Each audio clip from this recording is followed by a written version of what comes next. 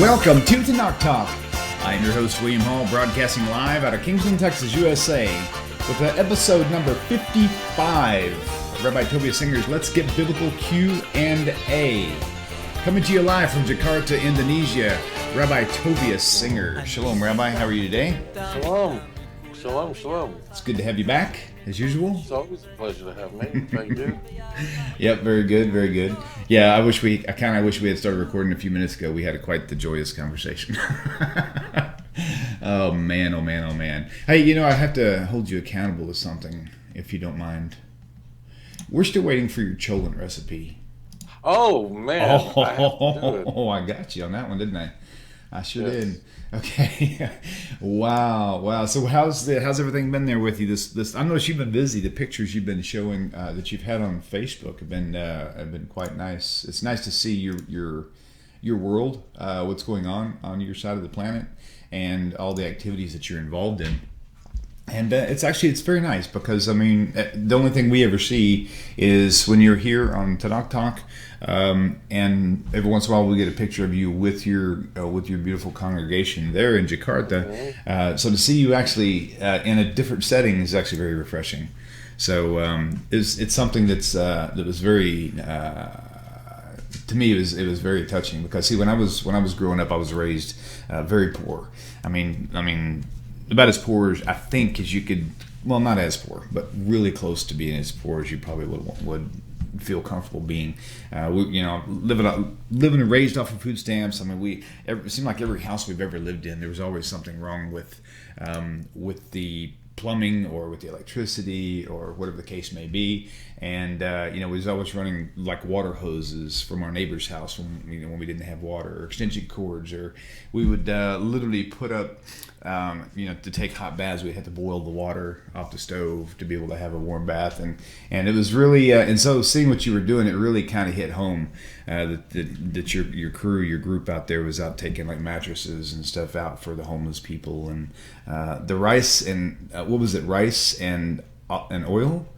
Man, I cannot tell you how frequently our diet growing up was beans and rice, because that was about the least expensive thing that you could buy, and it was actually fairly nutritious, And so anyway, I just want to throw that out there. It's been really awesome. Hey, tell us what's going on with Tehillah, if you don't mind. Oh, my granddaughter Yes.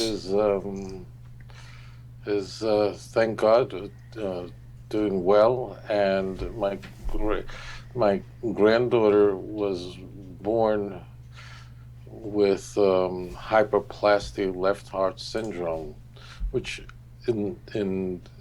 is probably the most serious congenital heart defect that a child could be born with and possibly survive. In fact, if you go back not that long ago, no one survived that. But thank God she's had a number of surgeries, and she's a miracle child, and she has one more surgery, please God, ahead of us, and thousands of people pray for her. Her name is Tehillah Bat Shoshana, and she has in the coming months one more surgery, and then please God she'll have a wonderful, beautiful life ahead of her. So that's very, very wonderful. She's really a gift. And my daughter is going to kill me, but she's a real hero in all this in so many ways. And Shoshana, I'm just so proud of you. Amazing mother. As far as the congregation today, that was really exciting. We have a wonderful congregation here in Jakarta, in Indonesia's capital, and our Shabbat is not only prayers on Sabbath, but we eat a full, beautiful meal together, and then we spend the entire Shabbat together studying Torah. All day until the evening.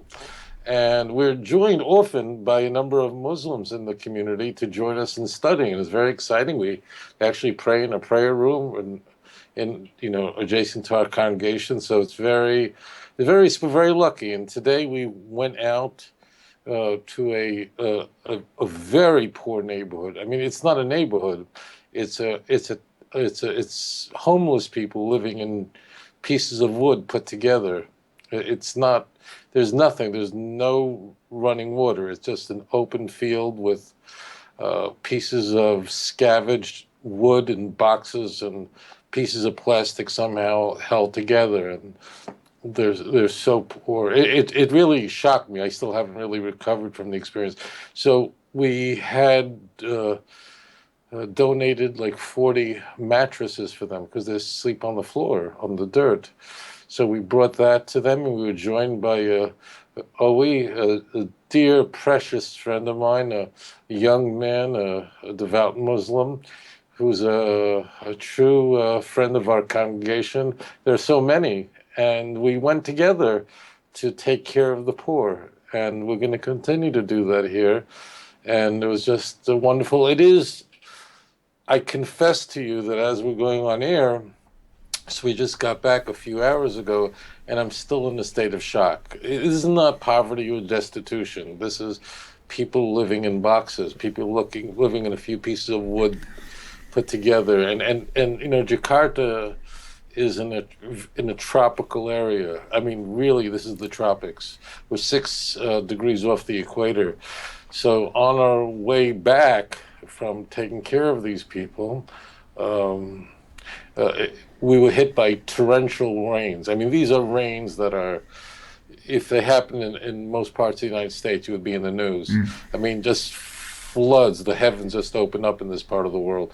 And then obviously my thoughts were with these people who we just left smiling.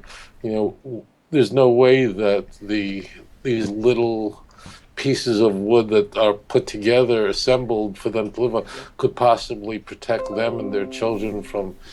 I just can't imagine. It overwhelms me, but it obviously strengthens all of us to continue and move ahead and care for them.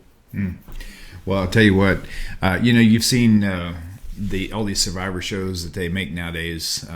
My wife and I was not a joke, not joking at all. The one scenario they haven't pulled off yet, that, you know, they'll go to the tropics. I mean, they'll go to the icy countries, and 2 guys will, you know, share a survival technique. I have a feeling if they put them in a place like in the slums of somewhere where it is really, really poor, where the people really, there is nothing. I mean, if whatever food was there has already been scavenged, and put them there and let them do a survival show on how to survive in a situation like that, I don't think they're willing to challenge that. It's that's pretty destitute. Yeah, Amazing. I mean, there's just nothing. You know, I'm not like a big outdoors person, so I'm not a big genius in this, but Right. perhaps if you really like in a far off place there was clean running water with the stream, so at least you can drink fresh water from a stream and it would be safe. But you know, I don't know. But anyways, what can I say? Right. It's we have to keep working. That's all. But these people have absolutely nothing. Unbelievable. I mean, it's not. They don't have rice. They don't have Wow. water, clean water. They don't. They have a few chickens there that lay the eggs for them. That's it. I mean, Unbelievable. they have nothing. Wow. Absolutely nothing. So now, if we could just reproduce about 100 or 200 of you and your community to to reach out, that would be pretty cool. So again, I think it's awesome that everybody came through for pulling through on the funding campaign to keep you guys situated where you're at. Yeah. For the that's just amazing. I'm just wow. Yeah. That brings tears to my eyes. That's awesome. So good job, everybody. Thank you. Okay, Rebo, we've got our first caller. Let's go ahead, if you don't mind. Caller, thank you for calling in. Please state your name and where you're calling from. This is Vivian from Florida. Hi, Miss Vivian. How are you today? Great. My question is about the crucifixion psalm. I already know about verse 17 and that it's translated like a lion. But it doesn't make sense. It looks like it needs a verb someplace. For dogs have surrounded me, a band of evildoers has encompassed me like a lion, my hands and feet. It grammatically, like it needs a verb someplace. Did they mean that it's like a pack of lions? And then the other thing, when I read the crucifixion psalm, it was very easy for the Christians to repurpose it to support Jesus' crucifixion. I'm wondering if we know it's David, but is there some way? And then my brother said the other night that David was very unpopular. Is there some way that we could see this all in context, what David's talking about here, so that verse 17 makes a lot of sense from the Jewish point of view? Wonderful. Rabbi, you got it? Thank you so much. Whoever you are loved. Thank you. Thank you. You just fell out of heaven with those two related questions. You're welcome. Whoever you Bye. are. Thank you, Vivian. Let's go ahead and hang up now, and you can tune in for your answer. We got about 40, I think it's about 40-second delay in the film. So, okay, very good, Rabbi. I'm handing this baby off to you. It's all yours. Okay, so the question is, so the question is, there's what's called the crucifixion. So I think some explanation is necessary. Obviously, all the Pope who watches my show regularly, he might know what this is referring to, but most people might not. So Psalm 22 contains in it a number of passages that the church has used and then applied to Jesus, as though it's a prophecy about Jesus. Now, as it turns out, the chapter is in the first person. King David, the author, is speaking about himself. But the most egregious I'm going to get to a second question in a moment. But the most egregious manipulation of this text, it's so now.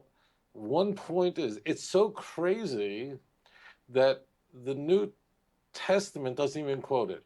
That means whoever did this is like textual forensics. Whoever did this did it after the New Testament, the Christian canon, was completed.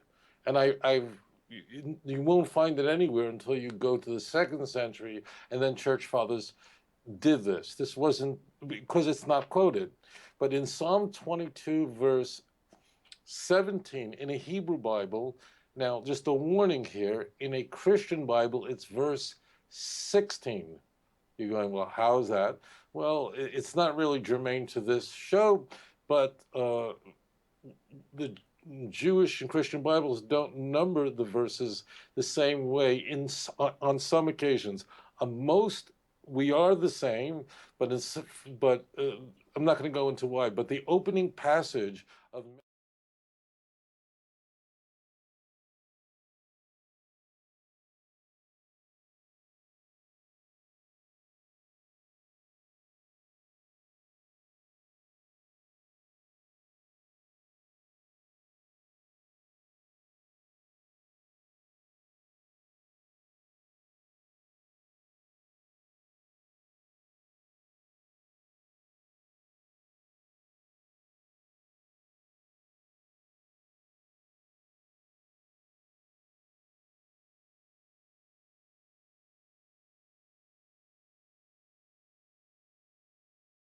So what they did was, if you open this up in a King James Bible or a New American Standard, it's not going to say that.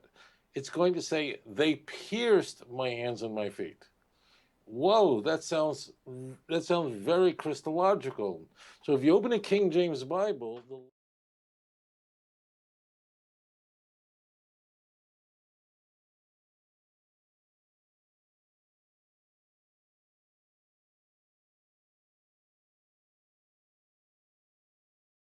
if you open up the Hebrew, the key word, the most striking word, the most unambiguous Christological word in all that, pierced, doesn't appear there.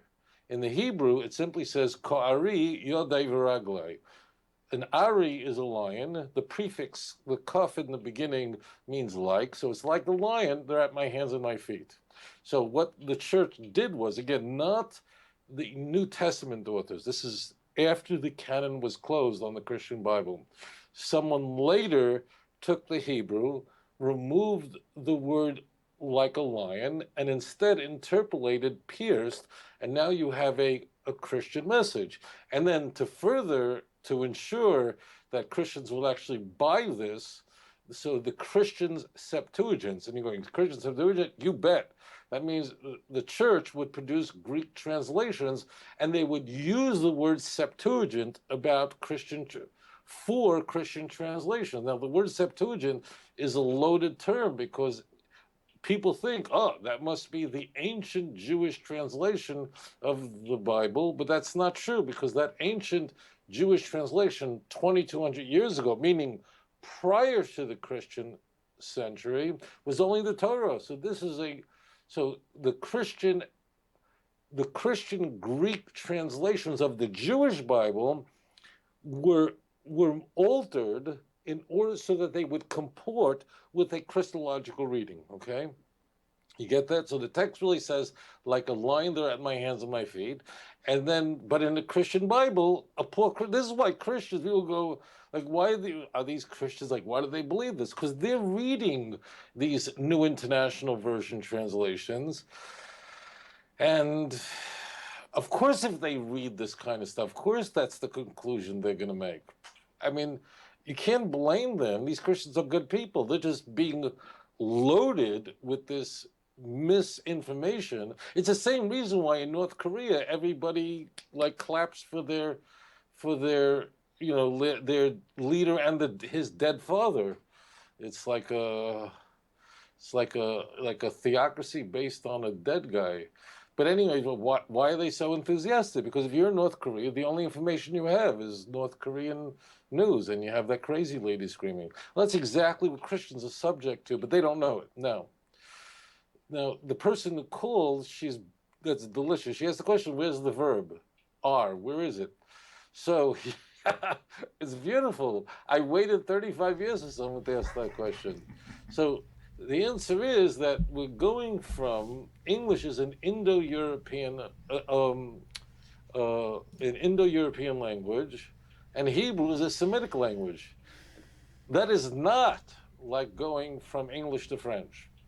That's going to two different families of languages that have nothing in common. Structure in every way, wildly, just completely a whole new ball game. In the Hebrew language, there is no such verb as a verb being, like you have is and are. It doesn't exist in Hebrew, and that's why it isn't there. So there is no is in Hebrew. There's no are in Hebrew. That verb doesn't exist in the Hebrew language. That's why it ain't there. So that wraps that up. I have a chapter on that in volume 2, but no one ever asked that question. That's a great question. I hope that in some way conveys to all of you, my dear viewers of this show, learn the Hebrew. Hebrew is really a very easy language. I'm not saying it isn't a challenge if you're an English speaker, because it is completely different. It's like, Lahavdil, Chinese, it's like, the letters, everything's different. But another way Hebrew is easy because it's a very small language, very tiny vocabulary, really, biblical Hebrew. It's because it has such a small vocabulary, it's extremely precise. And it's really a lot of roots, a whole bunch of roots. And if you know them, you'll see the same words basically coming up over and over again. And unlike the English language, which has 8,000 rules and exceptions to rules and Hebrew doesn't have that. For the most part, there is a rare, but it doesn't work that way with Hebrew. To better convey this point, let's say you're reading some writer who's using a very fancy vocabulary and you see a word that you've never seen before, okay? And if you're not sure that such words exist in the English language, which is a humongous language, watch a spelling bee contest for kindergarten kids. You ever watch that and you feel like you're a total idiot? Because Totally. these kids, they ask them, what does blah, blah, blah mean? And you're going, oh my God, this kid could spell it. Okay.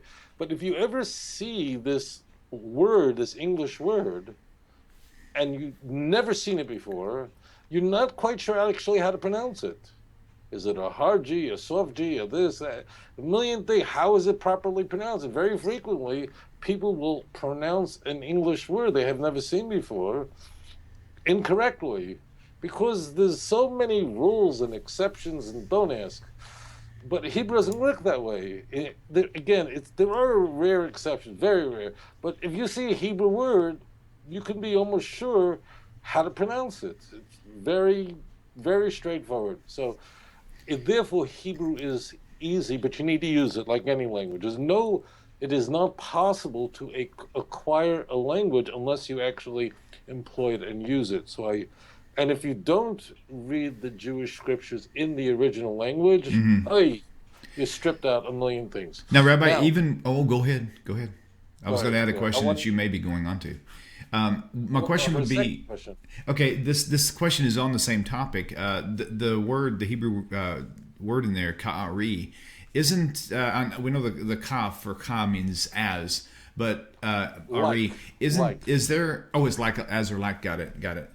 Is there anything else, if they were to try to interpret it with the English that's there now, is there anything else that doesn't work? I mean, like there's another verse somewhere where there's a Hebrew word used and they say this is what it means, but really, I think it has to do with Psalm 22 in the Nachal Hever scroll that they found there, where it said something about the hand or something, where it's like it was misspelled, and even if it was spelled right, something about it's wrong. Let me take over. Okay, good, thank you. Please do.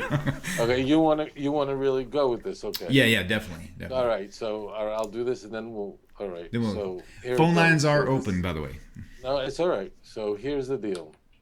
So you might be asking yourself a question. Here we have a passage in Psalm 22.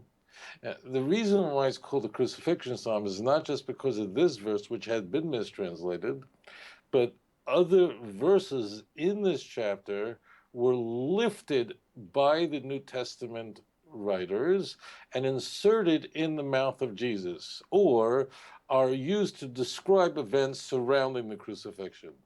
For example, in Mark's cry of dereliction, my God, why hast thou forsaken me? So that is one of the 7 endings found in the Gospels of what does Jesus say as he's crucified, as he's about to die. So in Mark, it's, my God, why hast thou forsaken me? So then that's taken and placed in the mouth of Jesus. But David is speaking about himself, as we will see in just a moment. It doesn't even make sense Christologically, because why would Jesus be going, why did you forsake me? Jesus has already, it makes no sense. Jesus already, if we are to believe the book of Mark, we have already been told in Mark chapter 8 that Jesus predicted that he's going to suffer and be killed, suffer many things from the Jewish elders and be killed. He said that openly. So, and predicted everything else after that. So the question is, what do you mean, why did you forsake me? He's not forsaking me. This is part of God's plan. Not only that, if we are to believe what Christians tell us ad nauseum, that it was predicted in the Jewish Bible that the Messiah is supposed to suffer and die, so what the heck is he asking? Why have you forsaken me? How is that forsaking me? That's exactly what you're supposed to go through in order to be the Messiah. Muchrech leimer, which means, therefore, you see, you get yourself in trouble when you lie. This is where they get into all the trouble. If you tell the truth, you don't have a problem, right? If you're lying, then you have to be James Bond. The reason why James Bond is so interesting, the movie, is that no matter how many lies he tells, he can go through customs, he can go through anywhere he wants to, and he can lie, and he gets away, and everyone believes him. But you have to be, the Gemara says, the Talmud says, a liar has to be very smart. Mark Twain said this also. If you're telling the truth, you don't have to be smart. You don't have to keep track of everything you've said. If you're telling the truth, it's going to all fit. So they get themselves in a lot of trouble. First of all, if Jesus is the second person of the triune Godhead, that means he is God manifested in the flesh. He is God, eternal God. And he isn't less God because of his humanity. And the church doesn't say that he's 50% God and 50% human. He's 100% divine and 100% human. It's very important of what the Nicene Creed is that was essentially hammered out in Nicaea in 325. So who is he talking to? Who is he complaining to? Why is he complaining? This is exactly what you're supposed to do. It makes no sense at all. Now, in truth, the author of Mark, we don't know who wrote it. It's written anonymously. I know I didn't get to your question yet, but I just want everyone to understand this, is presenting an adoptionist Christology, which means that Mark wouldn't know what the Trinity was if it hit him over the head. Whoever wrote the earliest of the four Gospels, which was written somewhere about the year 70, around the time of the destruction of the Second Temple, although it's not listed first in a Christian Bible, because a Christian Bible follows the order of books that ultimately was forged, that Augustine ultimately put down, that we're going to start with Matthew. We're not going to go why, that's not germane to this program either. But the key point is that Mark is earliest. Mark is adoptionist. What does adoptionist mean? Adoptionist means that Jesus was a person and born of a mommy and a daddy, not born of a virgin. And that's why we are introduced to Jesus in the book of Mark, not at his birth, conception, nothing like that, but at his baptism. So in the adoptionist viewpoint is that Jesus was a very righteous, great person, and God adopted him, chose him as his son, and he is informed of this in the baptism, which we find in the opening passages of the book of Mark, immediately after the incipit. And then he was elevated and he was exalted to a very high state. Okay, that's Mark's view. That's how the author of the book of Mark that was his Christology. Now, fundamentalist Christians reject this. They have to, because the moment they concede that Mark's Christology is different than John's, which is an incarnation Christology. He had an incarnation theology, which means Jesus was before, came down. He went. So then the New Testament is not the Word of God. Okay, we have two completely different views of Jesus and how he became the Son of God, if he ever became anything. Okay, but I don't want to go too far amiss. So therefore, going back to Mark's passion narrative is huge. Mark's passion. Many New Testament scholars refer to the book of Mark as one big passion narrative, with a long introduction. The whole last third of the book of Mark is the passion narrative. So it doesn't make sense. Why is he crying? Why was there? Why is he crying about? What are you talking about? You just said that this is exactly what's going to happen. So of course it's happening. What are you crying on? Your God. And if you're crying you're complaining, who are you complaining to? Not only that, it goes further, because if you go to Psalm 22 in the very beginning, you'll see that King David is crying and really saying, bewildered why God is not there for him, because he says, I'm paraphrasing it, but please read it for yourself. In the opening of Psalm 22, the writer, David, he's speaking first person. He's not saying there will be a Messiah or there'll be someone in the future who will do this. He says about himself that you listened to my ancestors when they cried out to you.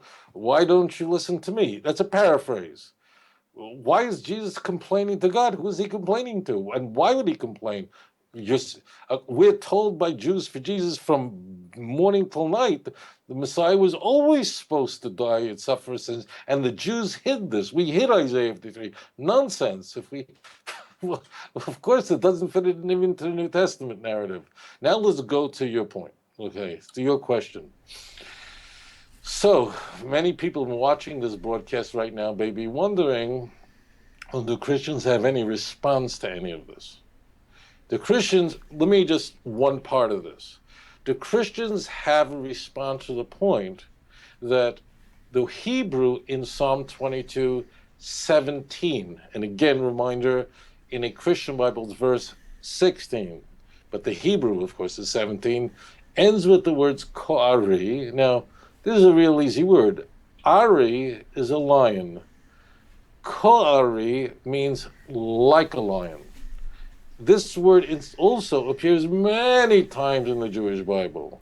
For example, in Isaiah 38:13, when Hezekiah is praying to God as God is healing him, he says, please look it up for yourself. And if you can't read Hebrew, it's no excuse, because you can go online, look at Isaiah 38:13, and it says, Shivisi ad boker, the fourth word, Ko'ari. Look at the shapes of the letters. Same word, exact same word. And then go to Psalm 22, verse 17 in the Hebrew Bible, and just put it online, and you'll see it's the exact same word. But in Isaiah 38:13, it has no Christological import. So the church doesn't change it. And the King James and all the other Christian Bibles correctly translate that exact same word like a lion. Only Psalm 22 appears. The word Ari means a lion. I know I want to give all the information. King David is using the animal motif constantly. In fact, please go to Psalm 17, verse 11 and 12. Go even a little further in Psalm 22. You'll see he's constantly talking about animals as his enemies. Now, your question may be, do Christians have a response to this? Like, what would Jews for Jesus say? So it turns out they do. Okay? As it turns out, if you open like Jews for Jesus pamphlets on this, like Martin Rosen, who's the founder of Jews for Jesus, his pamphlet called Yeshua, which I don't know how many they sold or gave away or whatever. So he comes up with this answer. Listen carefully. He says that it's true, granted, the word Ko'ari, Ari means a lion. Like, you had like the Bush, George W. Bush's press secretary. His name was Ari Fleischer. Okay, so that's first name is Ari, lion. Everyone knows that name. It's a man's name. And Ko'ari means like a lion. So there's no way that word definitely means like a lion. Rosen says, and this is not his own invention. Others have advanced this. Granted, but as it turns out, if you look at the word letters, Ko'ari, which is spelled how? Kaf, Aleph, Resh, Yud. Okay? Kaf, Aleph, Resh, Yud. As it turns out, that last letter in the Hebrew word, the Yud, it is a Yud, but as it turns out, there is one letter that's very close to a Yud, that almost looks like a Yud. In fact, there are no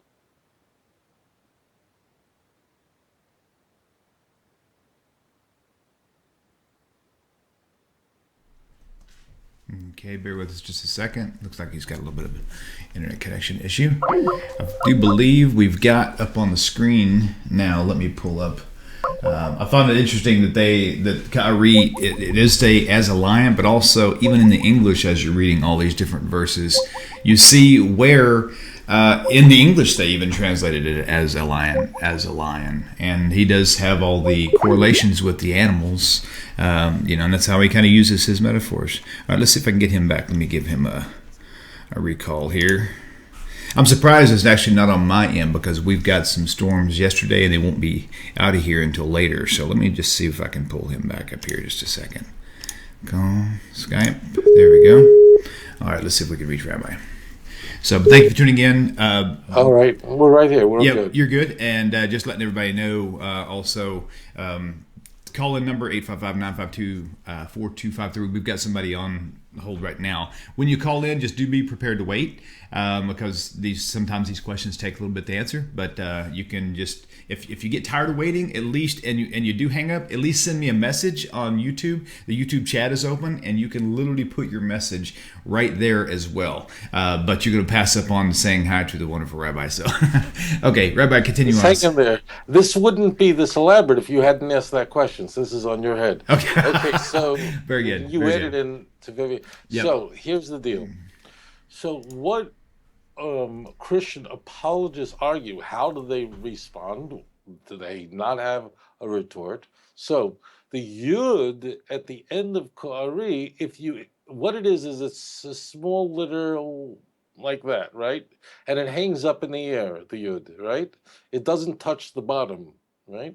So, but if you take the yud and you extend it down, you give it a foot so that it touches the bottom, it then is a vav. A yud, essentially, you can convert a yud into a vav by just extending the leg down. Here's the argument. The original word might have been not ko'ari. The original word might have been ko'aru with a vav at the end of the word. And the scribe made a mistake. And these are the nice people. Some will say the rabbis did this because they didn't want you to believe in Jesus. But the point is, it was originally a vav, which they will tell you means pierced. And then a scribe maybe made a mistake and then made it into a yud.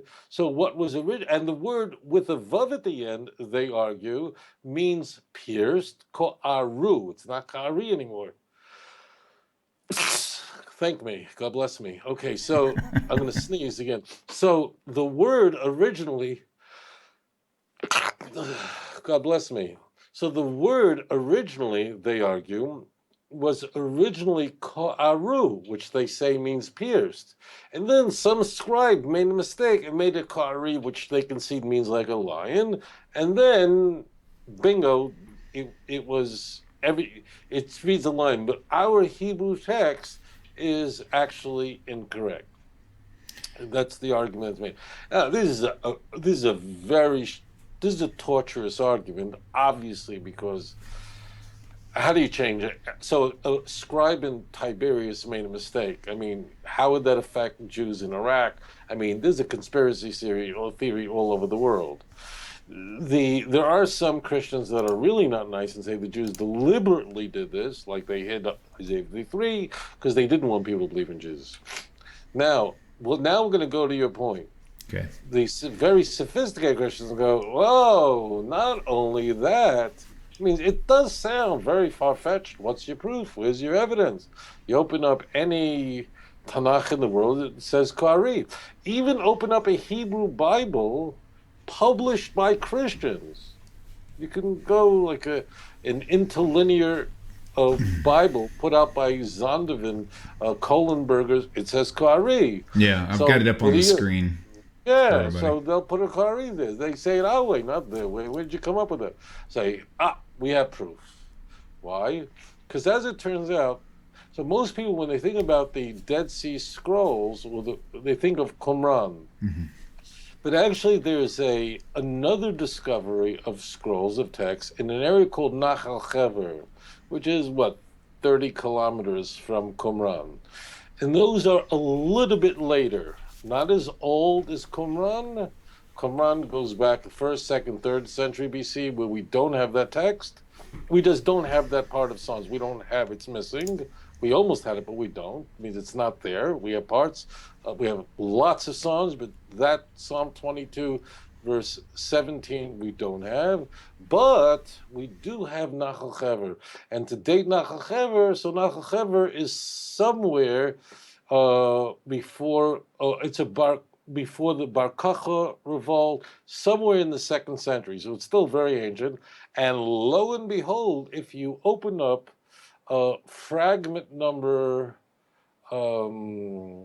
so it's fragment number is HEV,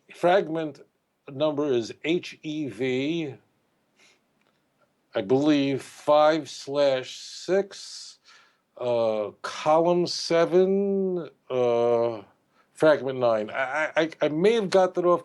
I covered this in volume 2, but I believe that's the exact location. And lo and behold, if you look at the text from Nachal Chever, you will find that it looks like it might be actually a vav there. Okay, so here we have, this is not as old as Qumran Dead Sea Scroll text, but it's still very ancient. Still, let's say 1800, 1900 years old. It's not 2200, but it's still very ancient.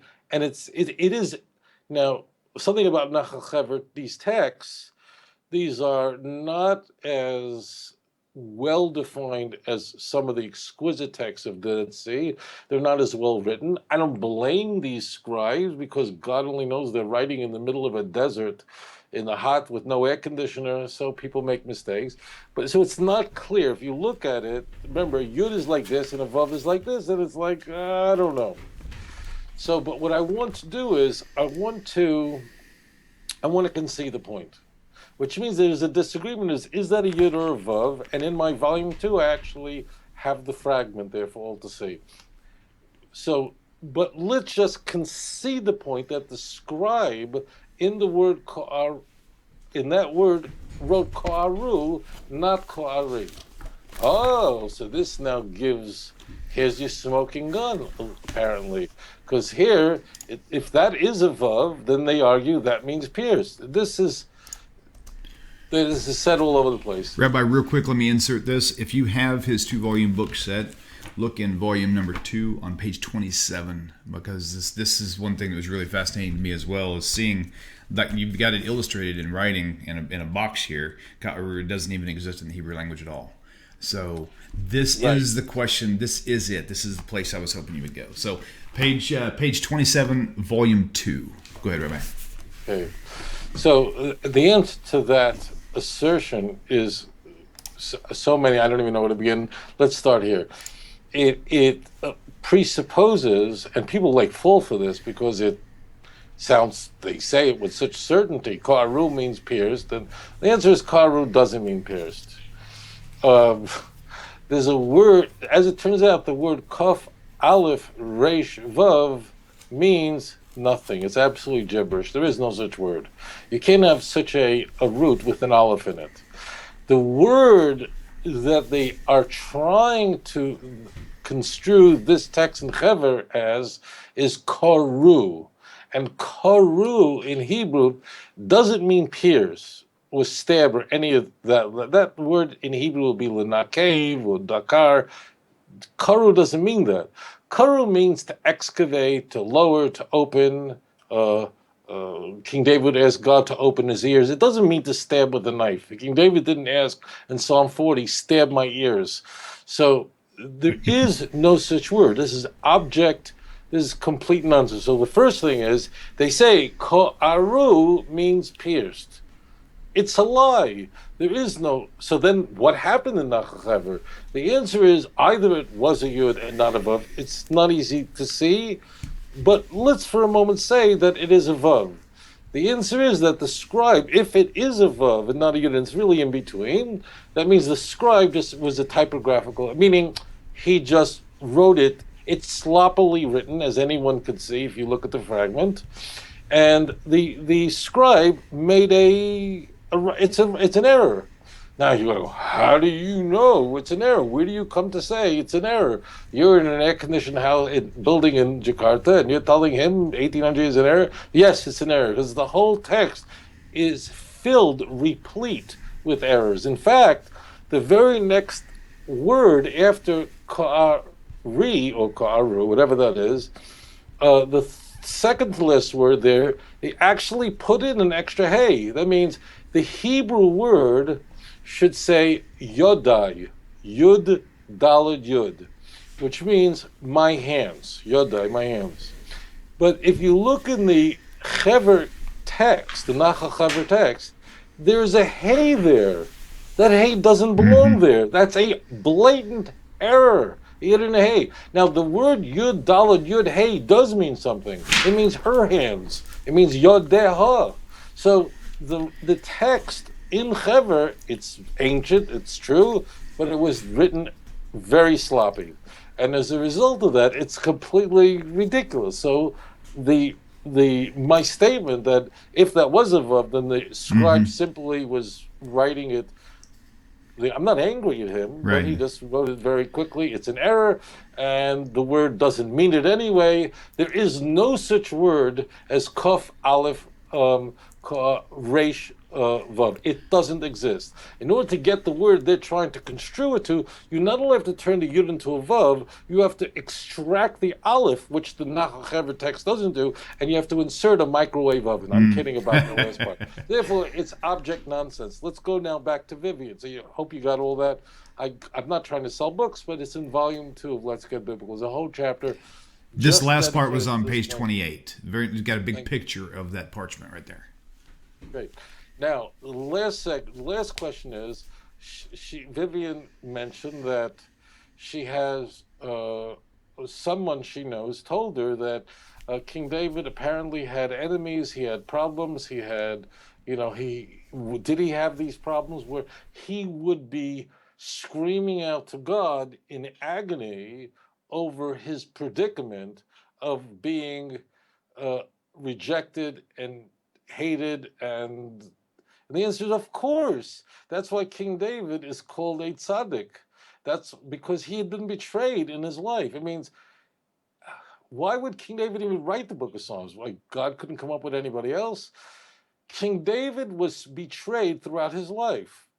He had every excuse to turn his back on God, and he didn't. So King David, his father-in-law, Saul, who was his predecessor, wanted to destroy him, to kill him. His son wanted to murder him. Talk about nachas. I mean, imagine your own kid wants to kill you. His friend wanted to destroy him. King David, at every turn, had enemies. And the enemies were people who were his friend, his kid, his father-in-law, people, his own wife mocked him. So and please read the context. Go back to chapter 17, 18. King David is all talking about how the difficulties and the challenges of his life, and he's crying out to God for help. And this all comes to an explosion of the most ecstatic chapter in the book of Psalms, perhaps, and that's Psalm 23. Everybody knows that. What's Psalm 23? The Lord is my shepherd. What is that chapter about? It's beautiful. That's the next chapter. Everybody knows Psalm 23, that King David ultimately says, despite all the vicissitudes that he has faced, despite the fact that he has endured so much, despite the fact that he might have thought that God was nowhere to be found, even though he walks in the valley of death, even though he's in the shadow of horrors, that he relies on God, and his source of comfort is from God, and both God's staff and his rod both comfort me. What does it mean, staff and rod? Shiftecha v'shantecha, what does that mean? Well, the staff is the thing that you hold yourself up like a cane. The rod is something that you're beaten with. So therefore, King David said, no matter what happened, I knew that God was with me. He's set a table before me. So that's the whole story of King David. That's why he's so amazing, because although he endured all these difficult times, how easy it is for you, the viewer, think of the worst time of your life, when everything was going wrong, when the people who were supposed to protect you hurt you, turned their back on you, weren't there for you, as happened to King David. In fact, I don't think any of you could say that you went through what King David did. And if you had gone through what King David did, where so many have hurt you, would you still rely on God? Would you walk away from your faith? Hopefully not. But King David is an emblem, is a paradigm of someone who remained faithful to God despite the vicissitudes. So King David is speaking about himself. If you look at the chapter, just read it from the beginning, we don't have a God-man speaking, because he's actually not complaining, but he's going, like, why aren't you there? Why aren't you listening to me? You did answer my ancestors' prayers. What? God is like asking himself a question? Insane. So none of this makes sense. The text was altered in order to make it appear Christological. This alteration of the text is then inserted into additions of Greek translations by, most famously, Origen and others, Lucerne and so on. And then it appears when you order on Amazon, you order a Septuagint with an English translation, it'll say pierced. But some of the good Christian Bibles, Christian translations that are more honest, like let's say the New Revised Standard Version, in the footnote will tell you that in the Hebrew it says like a lion, because they're a little bit more responsible than the than the King James. So there's your answer. The answer is, how do you play with my Bible? If you read it, it's delicious. It's beautiful. It lifts you up. It says, oh, if King David endured things that I would never even dream of, and he remained strong with God, and he would merit to have his great-great-grandson to be the Mashiach, how much more so me? I never went through that. I've had tough times, but not like David. So I too am going to rely on God and put my trust in him and his word rather than a text that had been altered by the church. Awesome. Yeah, that was the one. Thank you. We were right there the whole time. Okay, Rabbi, we have another caller on. Caller, welcome to Tanakh Talk. Thanks for being patient. What is your name and where are you calling from? Jabbar Abernathy, calling from Atlanta, Georgia. Hello, Jabbar. How are you, sir? Thank you for calling in again. Yeah. Yes, sir. I have a question for Tovia. There are numerous of historians and archaeologists and even some religious leaders who are now coming out saying that blacks in America are the original Israelites of the scriptures. I think we just covered this question. Let me interrupt you real quick, Mr. Abernathy. We actually just covered this question about 2 or 3 weeks ago. So okay. Let's go ahead. In fact, I believe it was on episode 51, somewhere I think in the first 45 minutes or so. If you want to, you can send me a message. I answered it. Oh, I don't. Well, maybe it was multiple questions. I didn't. He asked 2 questions. Oh. I didn't answer that one. Oh, okay. Got it. I called in before in reference to it, but the second part wasn't answered. Also, with that, I say this real quick as well. We know that the Egyptians who are now in Egypt did not take over until the 7th century. Prior to that, there are numerous of artifacts that show the Israelites in slavery, as well as the Egyptians at the time being people of darker descent. And even Moses himself was mistaken as a Egyptian in Exodus 2:19, and even Paul in Acts 21:38 was thought of as an Egyptian.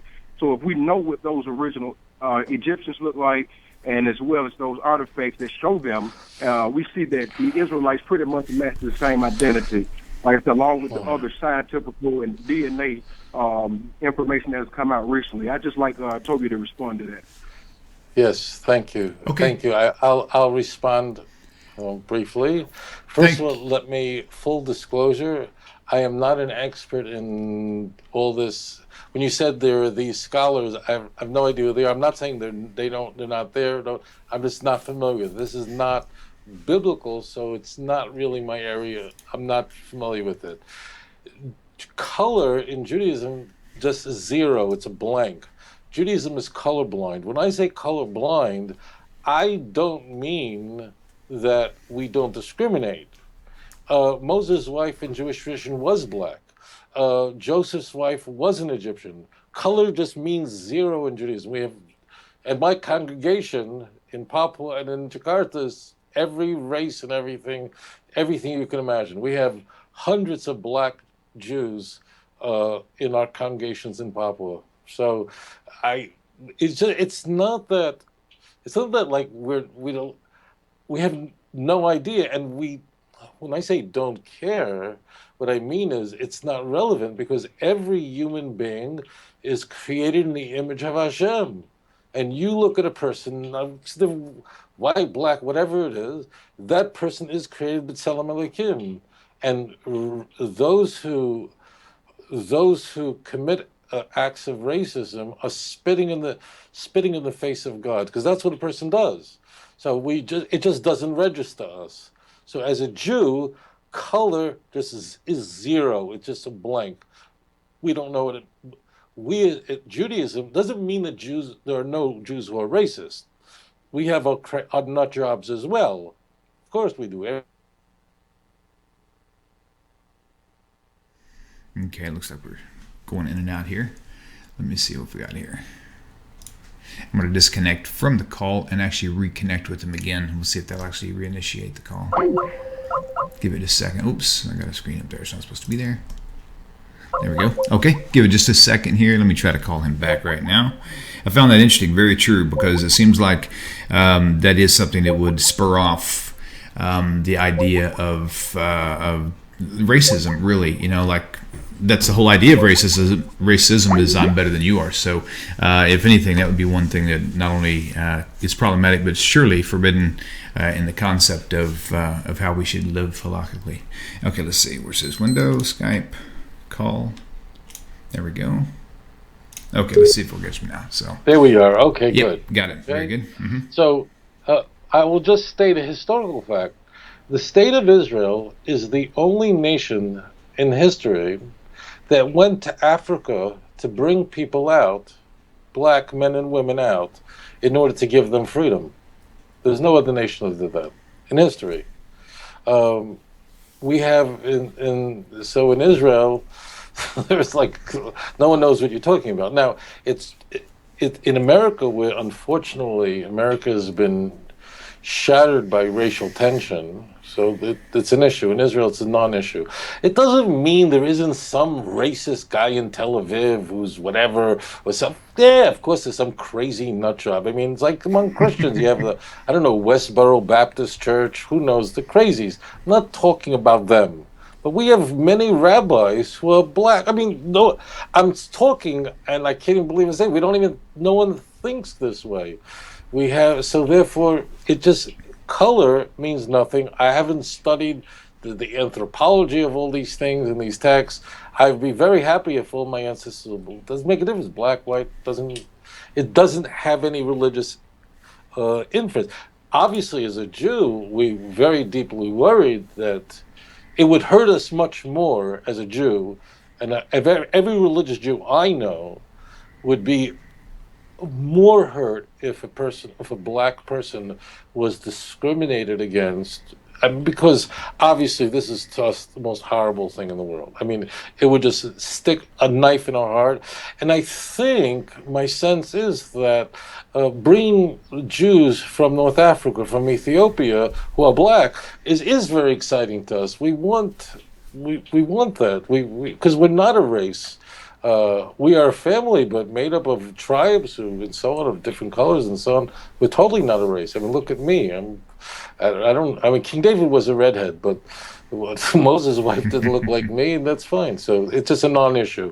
But let's move ahead. Okay, very good. Rabbi, do you have video turned on, or is there like a limitation on bandwidth there? No, everything is good. I mean, on your Skype call, if you could, if you want, check to see if your video is actually played. My video, there it is. I'm sorry. No, you're good. Oh, there's that handsome rabbi. Okay, cool. There you go. Okay, tell you what, let's move on to what will be our hot topic for the day. Why would Christians all of a sudden take the testimony of women in the resurrection account when it was not customary to do so back then? They were kind of deemed secondary, if you would. I mean, if a man's testimony came up, it was like, oh yeah, so and so said. But a woman, they're like, where's your husband? I mean, that's really the kind of the feeling that you get from that era. So why all of a sudden are they willing to take the testimony of these of the resurrection account and all of a sudden build a doctrine on it? Does that mean all of a sudden, well, if they took the testimony of these women, then it must be true? What does this mean? Okay, so let me just explain the question, or the point. Okay. It's a point made by Christians in order to lend credibility to the Christian claim of a resurrection. The argument, this apologetic argument, goes something along these lines. In a Jewish court, a woman's testimony would not be considered in high esteem. If we look in the Gospels, we would find that it was women that first claimed, or a woman or women who first would claim to encounter the resurrected Jesus. So if it wasn't true, if this whole thing was concocted from beginning to end, if Jesus was never crucified, never resurrected, nothing, this was all nonsense made up, why would someone who wrote the story invent women as being the people who would first claim that Jesus rose from dead? If someone was concocting the story from whole cloth, was inventing it out of nowhere, so they would certainly have inserted the most credible type of eyewitness, namely men, whose testimony, the argument goes, would be considered of much higher esteem in a Jewish court. That's how the argument goes. And therefore, given that it's women, therefore it must be true. It kind of, this is a kind of a version of N.T. Wright, who really is a brilliant Christian theologian. He's an Anglican theologian. I mean, really brilliant. In my estimate, he's probably the leading Christian theologian in the English-speaking world today. So he makes this argument, but much better, or more interesting, because he says things and it just sounds interesting when he says it. But when he writes it, his argument goes something along these lines. No one in a million years dreamed that the Messiah is supposed to suffer and die for anybody's sins. That was unknown, which means he's actually conceding our point. Meaning, Isaiah 53 wasn't about the Messiah dying. No one expected it. It was off everybody's chart. That's not what the Messiah is supposed to do. And therefore, why would the earliest Christians invent something like that if it wasn't, I mean, why would they invent the Messiah that would suffer, get crucified and resurrect if the whole thing is just completely unknown to Jews? So he actually concedes what Jews for Jesus won't concede, is that the notion that the Messiah would suffer and die was completely unknown to Judaism. And he's right about that point. The answer to this argument is, it's, of course, unfalsifiable. And if the claim is, it presupposes a lot. But let me just answer it simply, and then let me just build it a little bit. This is essentially what the argument is. Because women making a claim of a resurrected Jesus or having a vision of Jesus is what is considered in Judaism not reliable. So therefore, the claim of women in the Christian Bible, that they're the ones who bear the earliest witness to a resurrected Jesus, should lend credibility to it. Now, first of all, no, just the opposite. If, in fact, a woman's testimony is not to be accepted, so bingo. So it's like the Torah is going, V'omdu shtei anoshim, two men should bear witness, v'lo noshim, and not women. So bingo, you should have followed it. But the reason why this is an object fallacy is, then what claim could then be false? Then all claims are true, according to N.T. Wright. That's why it's very creative, but it's silly. That means I'm in Indonesia, so it's a largely Muslim country. It's the largest Muslim country. But not far from me is the Philippines. The Philippines is just a couple of hours away. Philippines is a Roman Catholic country. Every day, some women, and it's usually almost always women, if you notice, have breakfast with the Virgin Mary she appears on their pancakes every day. In Brazil, if you notice, by the way, it usually is women.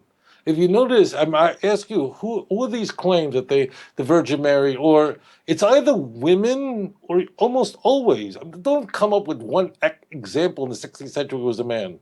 In almost all cases, like in Portugal, it's women or little children. So I ask you the question, why don't you Protestants, evangelicals, believe the testimony of women who in the Philippines are saying that they met Jesus in the sink while they were brushing their teeth? How come you don't accept that? Why would anybody choose women? Well, the answer is that you only pick those claims made by women that you like, and the ones you don't like, you reject. What we have to say is very simple. If we don't know that in fact women made this claim first, but I will, just for the sake of argument, I grant it all. If I grant it all, your work is all before you. I'm making your job even more difficult. Let's say I concede the fact that the first people to ever claim that Jesus rose from the dead and that they saw it were women. Let's say I concede it, just to make this whole thing easy. So what does that mean? So should I convert to Roman Catholicism because women are claiming that they're meeting Jesus over lunch, over a bagels and lox sandwich, because they're meeting Jesus somewhere in the while they're washing their laundry. It means what then could be dismissed. And the same thing with N.T. Wright. If in fact something is never supposed to happen, well, that doesn't lend credibility to it. Let's for example, this is the joke I tell. Why did God invent Mormons so Christians will know how Jews feel? Well, let's take the Mormon claim then. The Mormon claim is that Jesus is going to make his second coming in Jackson, Missouri. Okay, now, so a Mormon can then say, well, no one in a...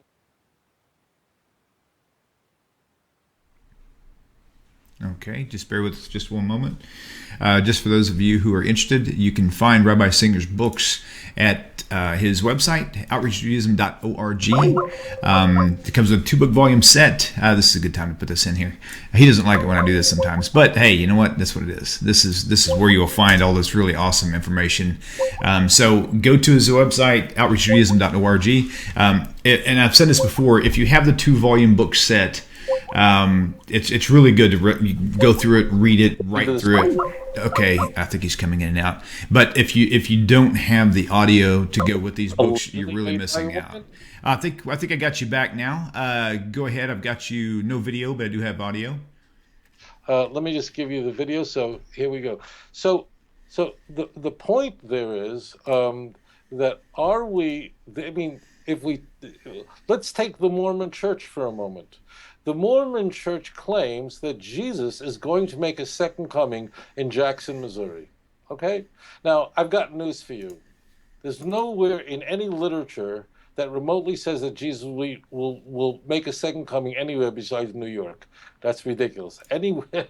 So the idea that Jesus is going to make his second coming in Jackson, Missouri, which is what the Church of the Latter-day Saints claim, that's also completely off the charts.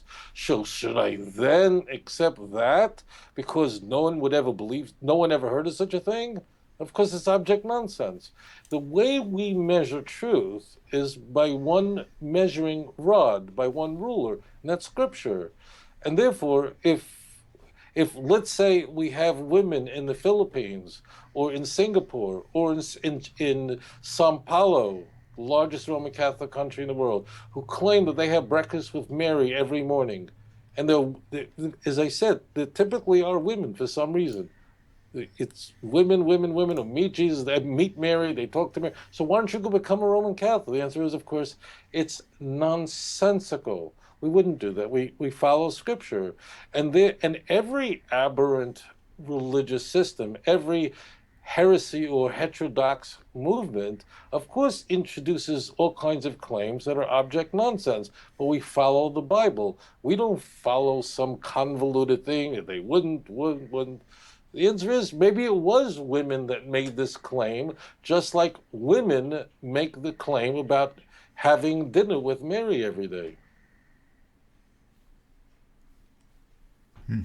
Okay, sorry. I was monitoring the YouTube page. Can you hear me okay, Rabbi? Sure. Okay, great. Okay, very good. All right, well, I guess we can move on to another question now, if you're ready. And the phone lines are open again. What's really funny is the video has frozen a few times, and when you stopped, you also stopped moving. And I thought the video froze. So anyway, we're good to go. All right, so okay, next question, Rabbi. Let's see. You talked about Mark earlier, which made me think about a question you and I had previously discussed, but we never talked about it on air. In the Gospel of Mark, why is it that no one knows who he is? It almost seems like even he doesn't even know who he is. Okay, so this is a very interesting question. Oh, it's a very profound question. So in the book of Mark, what we find through the first 8 chapters, that except for the devil, no one knows who Jesus is. Of course, we, the reader of Mark, know from the incipit, the opening passage, that Jesus is the Son of God. We know it as the reader. The narrator tells us this. But no one, what is very curious about Mark is, until you get to Mark 8:27, No one besides some demon knows who Jesus is. They have no idea who is his identity throughout his entire ministry. And interestingly, when someone guesses who Jesus' identity is, Jesus says, and don't tell anybody. Like, don't reveal this information to anyone. Keep it a secret. And Christian scholars have long been torn over, why do we encounter this in the book of Mark? And when we finally encounter somebody who figures out who Jesus is after a few very bad guesses. So in Mark 8, a little bit earlier on, Jesus says, who do people say that I am? Who do they say I am? We have a similar text in in Matthew, in the other Gospels as well, although Luke leaves out the Peter part. Who do you say I am? So people don't know. Are you a prophet? Are you Elijah? No, no, no, no. And then Peter gets it right, and Peter says, "You are the Christ." Now in Mark, Jesus says that in fact. I am going to have to go into Jerusalem and suffer many things and be killed by the elders. And Peter scolds Jesus. He says, that shouldn't happen to you. We have a much more elaborate version of that in Matthew 16. And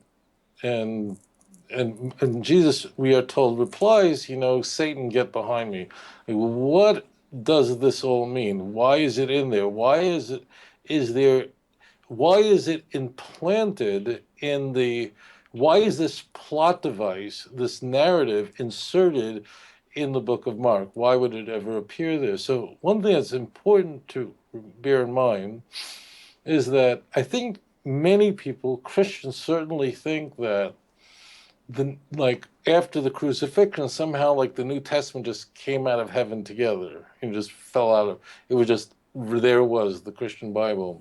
But in fact, the book of Mark was written somewhere about 40 years after the time when most Christians would assign the date of the crucifixion, usually about the year 30. 40 years in the ancient world was a lifetime. The average lifespan, it was something about 30 years old. That was an enormous amount of time and an enormous amount of development. Now, granted, what we're going to encounter in the later Gospels, like Matthew, Luke, and John, are far more improved than the book of Mark. But the book of Mark is trying to explain away a problem. And that is that in the early church, there were people who were questioning why are there problems? Why are there rumors around? Why are people thinking that Jesus never claimed to be the Messiah? Why are people questioning? It's just like in 1 Corinthians 15, Paul is dealing with the question about the resurrection. But why are people questioning, saying Jesus never claimed to be the Messiah? Why? So the way this is built into the book of Mark is it was a secret. It was secret information. That's why people didn't know about it. But now you can hear about it. Now you can understand. In a similar way, in Matthew's gospel, and this is unique to the book of Matthew, there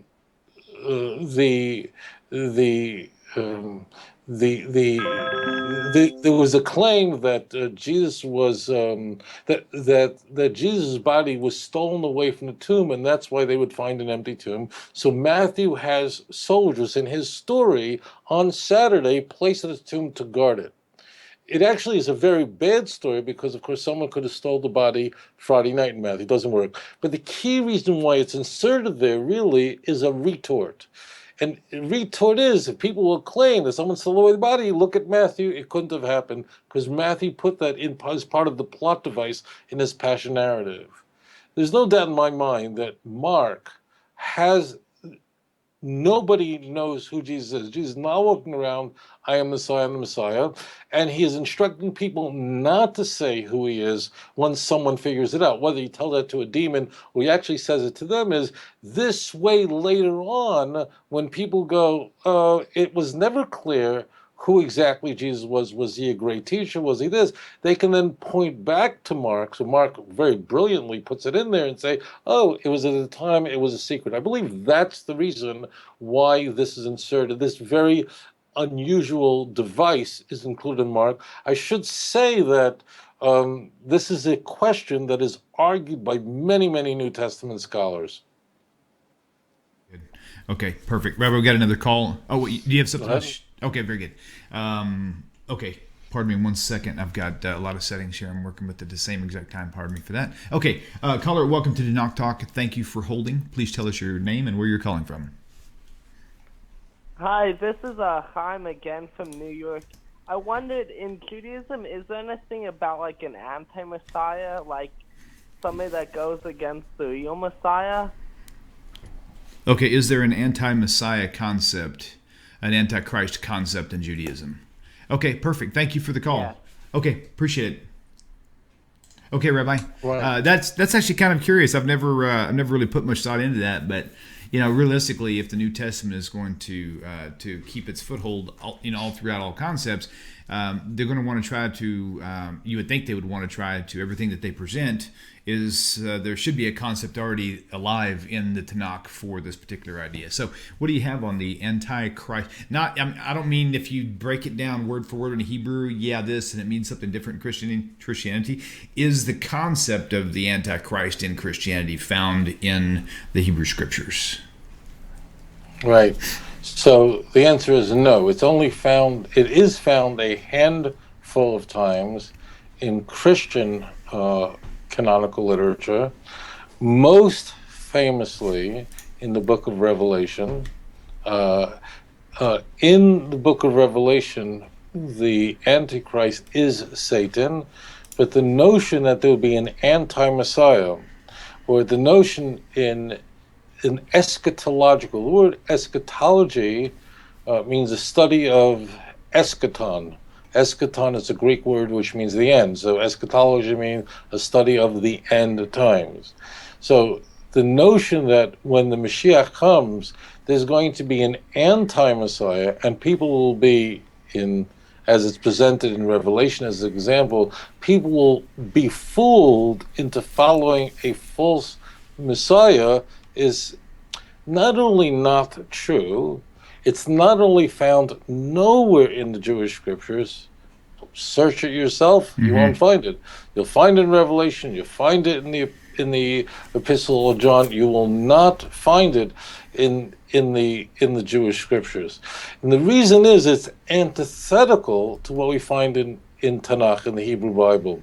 In the Jewish scriptures, when Mashiach comes, when the Messiah comes, everyone will know the truth. That means if you want to know what's going to happen when Mashiach comes, look at Christian teachings and then just think the opposite. It's really very simple. If you have a question, you go, what happens when Mashiach comes? So here's what you do. Take every Christian teaching you can find, and then just think, what is the reciprocal, the exact opposite of it? And that's what Mashiach is supposed to do. Very simple. And that's what the Jewish scriptures teaches. That means that all the Christologies that we find, the Antichrist idea is that will creep in later into the church, but not late enough that it would avoid the book of Revelation, a book that was hotly debated among many church fathers if it should be included in the canon. Actually, there are a few churches in the Middle East that don't include it to this day. But I want to ignore that for a moment. If you want to know what you shouldn't believe about Mashiach, study Christianity, and that's the opposite of it. That's what the truth is. Because what the Mashiach is supposed to do is usher in an era when everyone will know the truth. and everyone will recognize their mistake. And 10 Gentiles will of different nations will grab the shirt of a Jew and say, take us with you, because now we know that God is with you, Zechariah 8:23. And the Gentiles will come to you, the Jews, and what are they going to say? Read Jeremiah 16, verse 19 and 20. They're going to say, surely we've inherited lies and vanity where there is no truth. How can a man make unto himself God when they are not? Read Isaiah chapter 11, verse 9 and 10. The knowledge of God will cover the world as the water covers the sea. And God will be king of the whole world. And the whole world will know that he will be one, his name will be one. Read Zechariah chapter 14 for yourself. So the idea of an antichrist is anti-Tanakh, is anti-God, is anti-Torah, is the exact opposite. So the question is, how did Christians come up with this? Because Christianity, to begin with, did not invent anything. It borrowed everything. And the ideas found in the book of Revelation is the radical dualism that we would find in the Persian gods, like Zoroastrianism, in many ways in the Gnostic belief systems, of a good God, an evil God, a God of light, a God of darkness, and there's this huge battle between the gods, and ultimately the good God hopefully wins out. And that's exactly what's presented in the book of Revelation, chapter 13, that, ultimately is a battle. But this is all nonsense, because Satan is not an enemy of God to begin with. Satan is an angel created by God to be evil. God created good and he created evil. Read Isaiah 45, verse 7 for yourself. And don't pay attention to the New International Version, which says destruction like hurricanes. And no, Ra means evil. Read Deuteronomy chapter 30, verse 15 for yourself. God said, before you I have placed good and evil, life and death. God did this. The Christian will say, well, God couldn't have created anything bad in the world. The God is, nonsense. Stop trying to be Socrates and fight the God of Israel. It won't work. You don't bring in your own philosophical views and then go to war with the God of Israel. So all these ideas that you will find in the Christian Bible about the Antichrist, and you do have them. You have, as I said, a handful of mentions of the Antichrist, is found nowhere in the Jewish scriptures. Did Daniel just forget to mention that part? Of course not. But it's not just that. This is the point I want to convey. It's not just that Christianity here inserted an eschatology that's not founded in Jewish scriptures. That would be a misdemeanor. This is a first-grade felony. This is a capital crime, what they did, because it's not just, this is not a traffic ticket. This is not just driving, 90 in a 65 zone.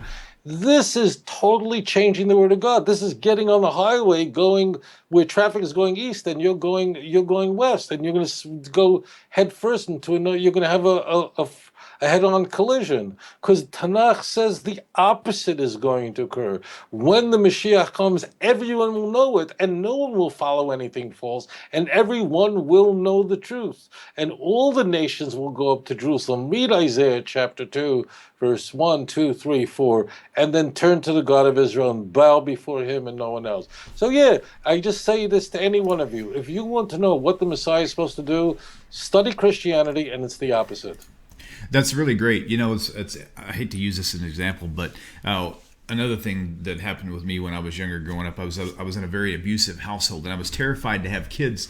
And I just knew that if I was going to have a child, that I needed to do exactly what you just said, and that was just everything that happened to me. Just make sure just the exact opposite happens, and you'll turn out really good. So it's neat that you actually pulled that out, because everything that I've seen so far to date, more and more and more, we're starting to see that not just a handful of things are wrong with the New Testament concept, but just about everywhere you go, there's something wrong with that. So, okay, Rebel, we have another caller on the phone. Caller, welcome to Tanakh Talk. Please state your name and where you're calling from.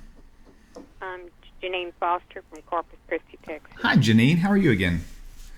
I'm doing great. Good. Thanks for calling in. What's the question for Rabbi?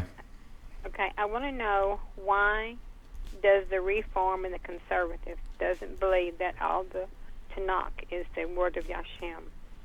What makes them think that? Okay. Very good. So why is it that only Orthodox believe that the Torah really and the Tanakh is really the word of Hashem? That's kind of Yeah. okay. Okay, very good. Janine, thank you so much for calling in. Let's go ahead and hang up and we'll free up the lines, okay? Okay, and can Yes. I ask you a question? Can you put on your YouTube talk line on the internet where you can go and learn Judaism Oh, on we the will, internet? we will definitely put up some links for you there. In fact, I do have on my website now, if you look at tanakh.com at the top, you'll see, along with my menus that are all in capital letters, you'll see a bunch of other menu options. I've got Rabbi Singer there with his Tovia Singer TV. I've got Jason's Spiritual Babies, Joe Note Truth to You, and Rabbi Michael Skovak, all these things. And so those are a few things you can get started with. Rabbi, do you have any advice for Jenny right now for specifically what she's looking for? Well, I think she's asking just learning about Judaism without apologetics, which is what I do. Okay. And I think a great source is aish.com, Oh, yeah. A-I-S-H, Yeah. AISH.com would be excellent. That's Aish HaTorah. Their center is in Jerusalem, but they have campuses around the world. So it's AISH.com. Chabad.org. Chabad.org is a really good one. But please write to me and, off air, and then I can give you, enumerate other sources where you can just learn about Judaism. Awesome. One thing I really enjoy about Chabad.org, Janine, is that if you want to go to a place where you can literally download things like podcasts and stuff to your phone to listen later or on the road, where you don't have to stream a video, Chabad has got, their library is so enormous, there's no way you could ever get through it in 5 years. It's just that massive. So really excellent resource. So, and my wife loves AISH.com, by the way, or ISH, however you say that. So, okay. Well, thank you, Janine. I hope you have a great day. Thanks for the call. Bye-bye. Thank you. Bye-bye. Okay, Rabbi, it's all yours. Thank you. So the question is, why doesn't the Reform and Conservative movement believe that the Torah is God-given at Mount Sinai?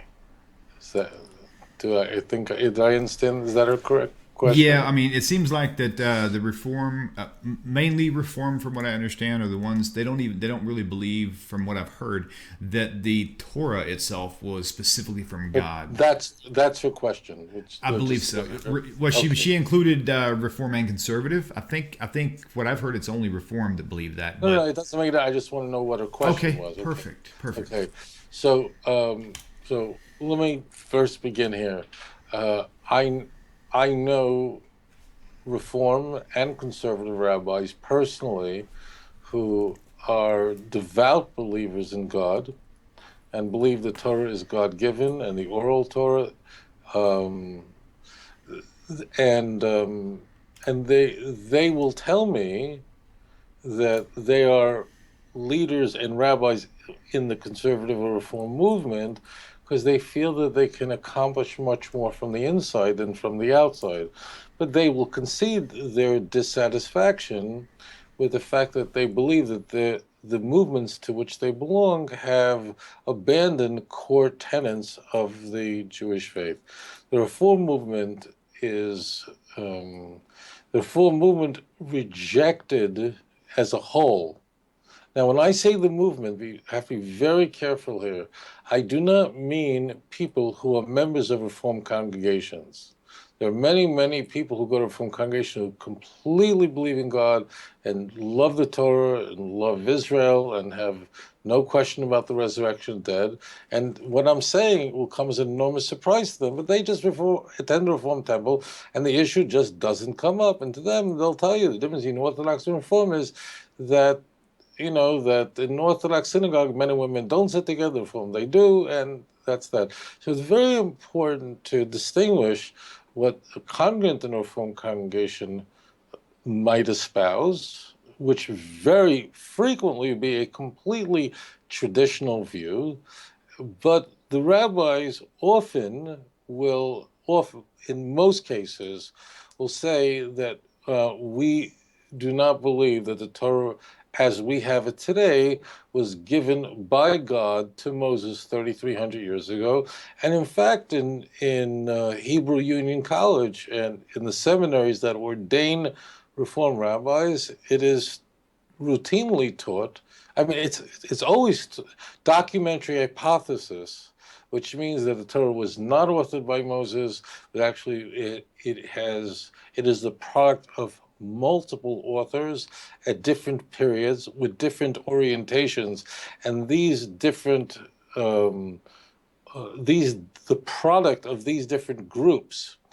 Ultimately, their ideas were edited and finally produced. What we have today is taught as normative in seminaries in the Reform movement. I will tell you that I have met many young Reform rabbis who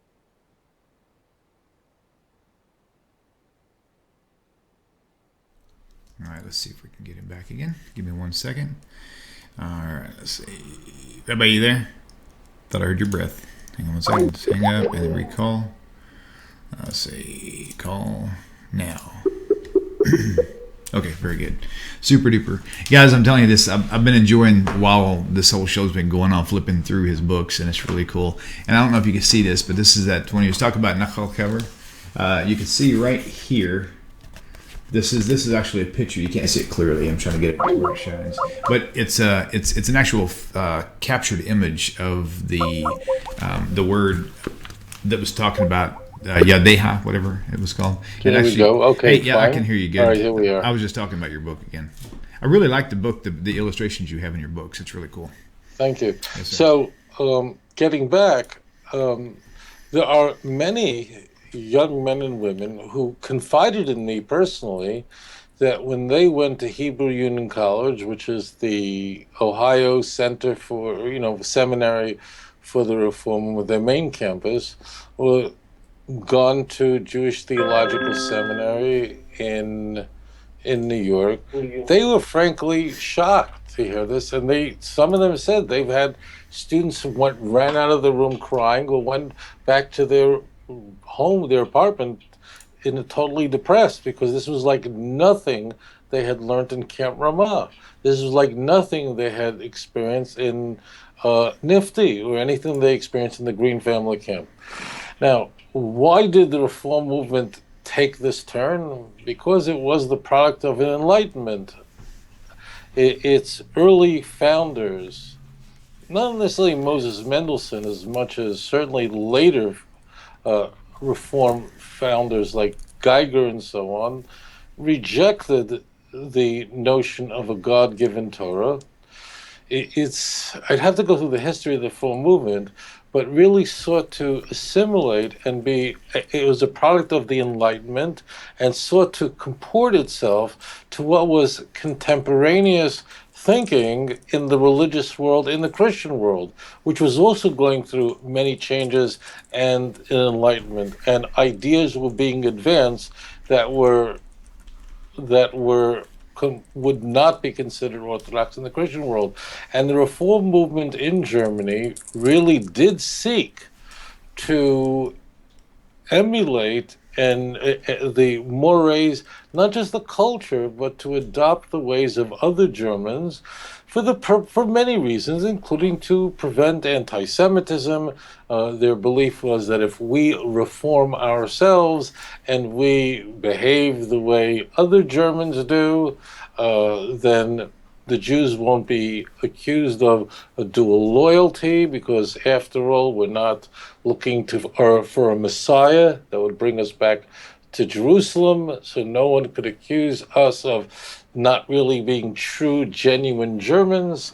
So there was, first of all, during the period of the development of the Reform movement, there was a general liberalism in Germany in the way Christianity was viewing its own religion. It was something that would have been certainly not an orthodoxy. The German Jewish community wanted to basically say that we are no different than our fellow Germans who are Christians. So there are Germans who are Christians and Germans who are Jews. And they also sought to distance themselves from the belief in the coming of the Messiah. This is very important. It followed an enormous amount of anti-Semitism. People were struggling to figure out how to stop this the anti-Jewish feelings that were ensconced in German society and beyond. There were many different developments that arose in how to address the problem. And one of them is if we as Jews in Germany are being accused of not being genuine, loyal Germans, why? Because we are told that you Jews are not real, authentic, dedicated, loyal, patriotic Germans. After all, you're waiting for a Messiah to come that will whisk you away from Germany and bring you to the land of Israel. And you will then, Jerusalem will be the place which will be the center of your allegiance, not Berlin. So for the Reform movement, the belief in the coming of Mashiach, of the Messiah, had to be jettisoned. And it was removed. It was removed from their prayer books, the belief in the coming of Mashiach. All references to it were removed. And what I'm telling you now is not like my conspiracy. This is information you could look up for yourself. The belief in the resurrection of the dead was rejected. Now, here's the problem. This is really where it comes from. How do you reject the belief in the coming of the Messiah? And the proclamations were being advanced going, we're not waiting for a Messiah. We're not waiting to be brought back to Israel. That's why the Reform movement opposed, in its early stages, opposed Zionism entirely. That changed after the Holocaust. But prior to the Holocaust, it was extremely anti-Zionist for this reason. And the reason is that Zionism was everything antithetical to the Reform movement, because the Reform movement actually would proclaim that Germany is our promised land, Berlin is our Jerusalem. I mean, now in hindsight, this grates on our ears, but at the time they were completely rational. They believed that if they would no longer have an allegiance to some sort of larger nationhood of the Jewish people, that a German Jew does not have a unique bond with a Jew somewhere else in Damascus, as an example. So we're just Germans who happen to be Jewish. So then anti-Semitism should have been halted.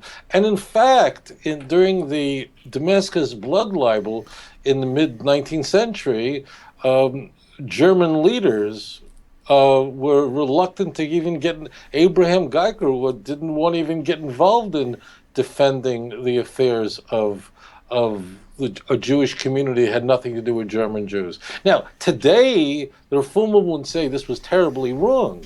Today, I mean, they will be honest with you. A Reform rabbi will honestly say to you that, in retrospect, it was a mistake. So I don't want to paint them as but what happened was they removed God from it. Now, if you take out the fundamental principle of the coming of the Messiah and the resurrection of the dead, the blessing of Tchias HaMeis, the resurrection of the dead, was literally extracted from the prayer book, the Hebrew Union Prayer Book.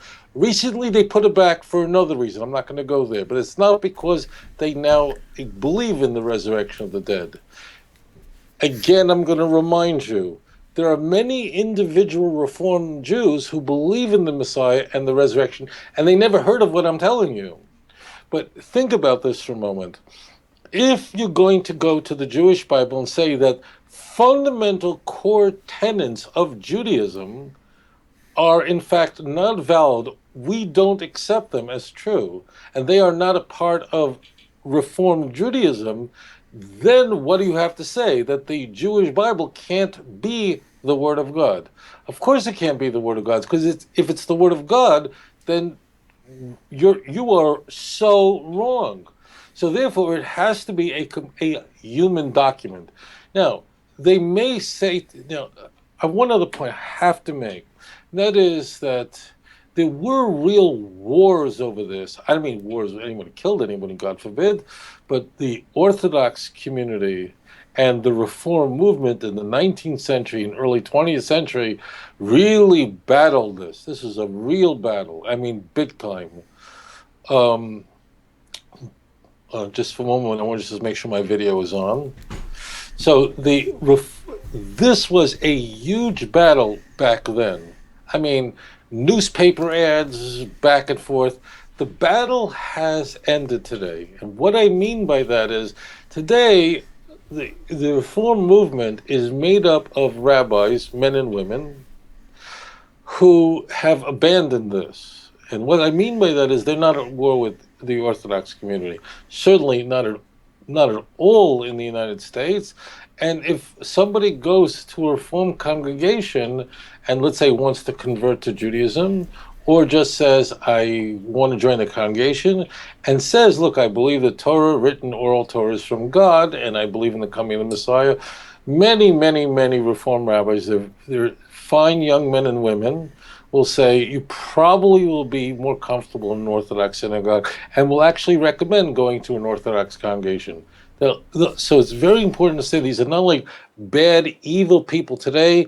The Reform movement is made up of very bright young men and women who didn't sit in yeshiva and so on, but went through the system of the Reform movement, and this is what they know. And I will say this critically of my brothers and sisters in the Reform movement. I'm talking about the rabbis, not the followers, and that is that I think the proper thing to do, truthfully, is at least to present both sides. I mean, to present documentary hypothesis without presenting a traditional view and allow the traditional view to be not only taught on the same playing field, but allow someone of that belief to teach the course along with someone who does not, so that the students can make an informed decision.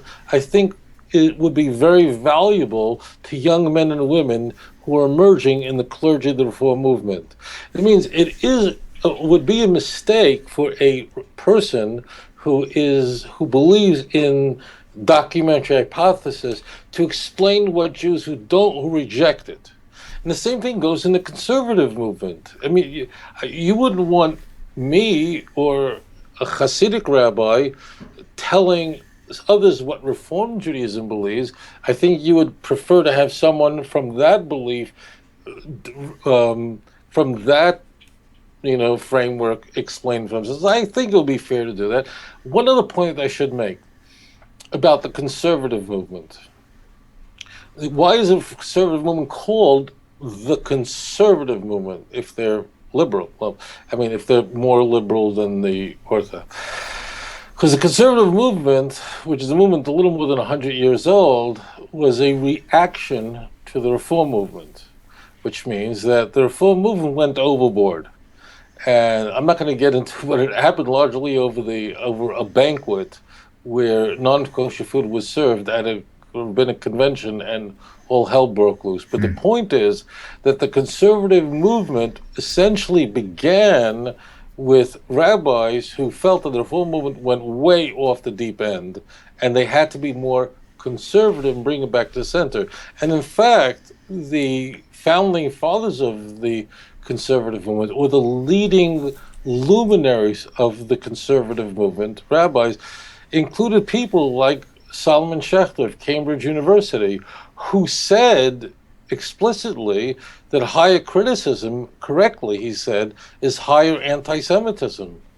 But unfortunately, that has been jettisoned, and the conservative movement, I believe, really has gone to the left.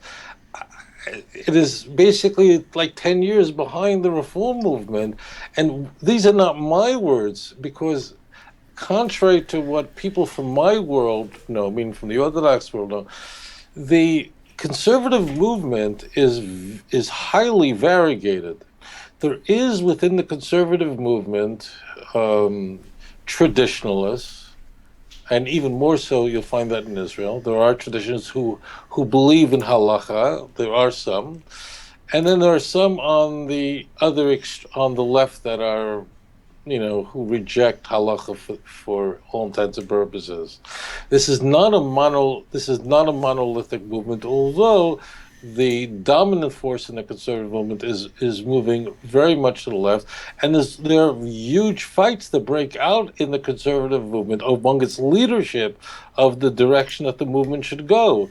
And I think because the conservative movement is so torn between its traditional and less traditional, and so on, that in fact it is the denomination, particularly in the United States, and it's an American movement, is struggling now, because it's like nicht dahin, nicht daher, as they say in Yiddish. It's in between. It's not here, neither there. So, but one thing, know this, is that please do not get into a fight with the Reform rabbi. Today, for the most part, they're very nice people, young men and women. They raised in the movement. It's not personal, not bad people, not evil people. But these things need to be discussed carefully and thoughtfully. And most of them are honest about it and say, look, we are much more liberal than our Orthodox brethren. I even know a few people in my direct sphere of influence who converted to Judaism via Reform, but have since changed their views to and now they're either going through an Orthodox conversion, or they're moving closer to it in the way that they think based on what they've learned. And that same scenario holds true for some of your rabbis out there. Maybe a majority of the rabbis who are Reformed disregard it, but there are many of them out there who do not think that way, who actually teach more in the lines of Orthodox Judaism, including that up to the oral Torah, which is really nice. So, yes. Okay, Rabbi. That's very important. I have some very dear friends who are Reform rabbis, who are completely Orthodox. Right. They will tell you. I mean, this is not like this is some secret. They will tell you, we are. I mean, I know a rabbi in Albany who's conservative, who's a rabbi of a conservative congregation. He's as Orthodox as they can be. All his daughters married, we cover their hair, religious completely. I know there are Reform rabbis who are completely Orthodox in what they believe, but they will be the first to tell you that they believe that their movement has gone way to the left, and they feel that from within the movement they can make a difference, and that's that's their opinion, and so. But they're very dear friends of mine. There are people like that, but they are not the rule. They are the exception. Very good. Very good. Okay, Rabbi, next caller on. Caller, please state your name and tell us where you're calling from. They probably stepped away to watch the... Shalom, William. This is Gabriel Ben David. I've sent you a couple of messages. Okay, very good. Shalom, Gabriel. Thank you for calling in. What is the question for Rabbi? Okay. To dovetail what Rabbi has been talking about, and by the way, Rabbi, it is an honor and a pleasure to visit with you. I've Jeremy Gimpel and Ari Abramowitz, very dear friends of mine. I'm here in Amarillo, Texas, and I've known about you and followed you for many, many years. But my question is this. Is it possible that the so-called New Testament was tampered with by monks, but the original intent of whoever wrote the so-called New Testament had the intention to bring, as Malachi says, the fathers to the sons and the sons to the fathers, in that it would be the rabbis whose students would turn to them, and vice versa, because what we see happening today, because of what you're doing, is you're taking this book that is common to the Christian world and the Messianic world, and showing them the mistakes and how it has veered from the true teachings of Judaism, and you're bringing those who have been scattered among the nations, whose Jewish souls have been scattered among the nations. You're showing them how this book cannot purport to be congruent with the Tanakh, and how if you truly are trying to return to Hashem, you need to return to the rabbis and the sages and the teachings of Judaism. So could it be, the question is, could it be that this book had that original intent, and the monks and whoever took these writings messed with them so much that this message is now lost? Because if we look at Matthew 23, Yeshua said, whatever the rabbis tell you, you must do. So that is my question. So I just don't go yet, because I just want, and bless you, thank you for calling, but just I want to just ask you, like, what passage or what book? The New Testament is not only so diverse, but there's just so many different genres of writing in the Christian canon that I don't know which. What are you referring to? Are you, like, is there a chapter? Is there a book in particular that strikes you as one that had been manipulated and was different earlier? Is it a gospel or a letter of Paul? Like, what are you referring to, so I can just better answer your question? Yes, Rabbi, I would say that every one of them have been manipulated by some, by some Greek monk. As my rabbi says, someone has monkeyed with the text. A play on words. The monks have monkeyed with the text. But for an example, could Mark be presented as the Talmud is presented, first in Peshat, Matthew in Remez, Luke in Tosefta or Drash, and John and Sod, but with the rabbis monkeying with the text, not the rabbis, but the monks monkeying with the text, I'll give you an example. For the word in Matthew, it says the beginning of the gospel.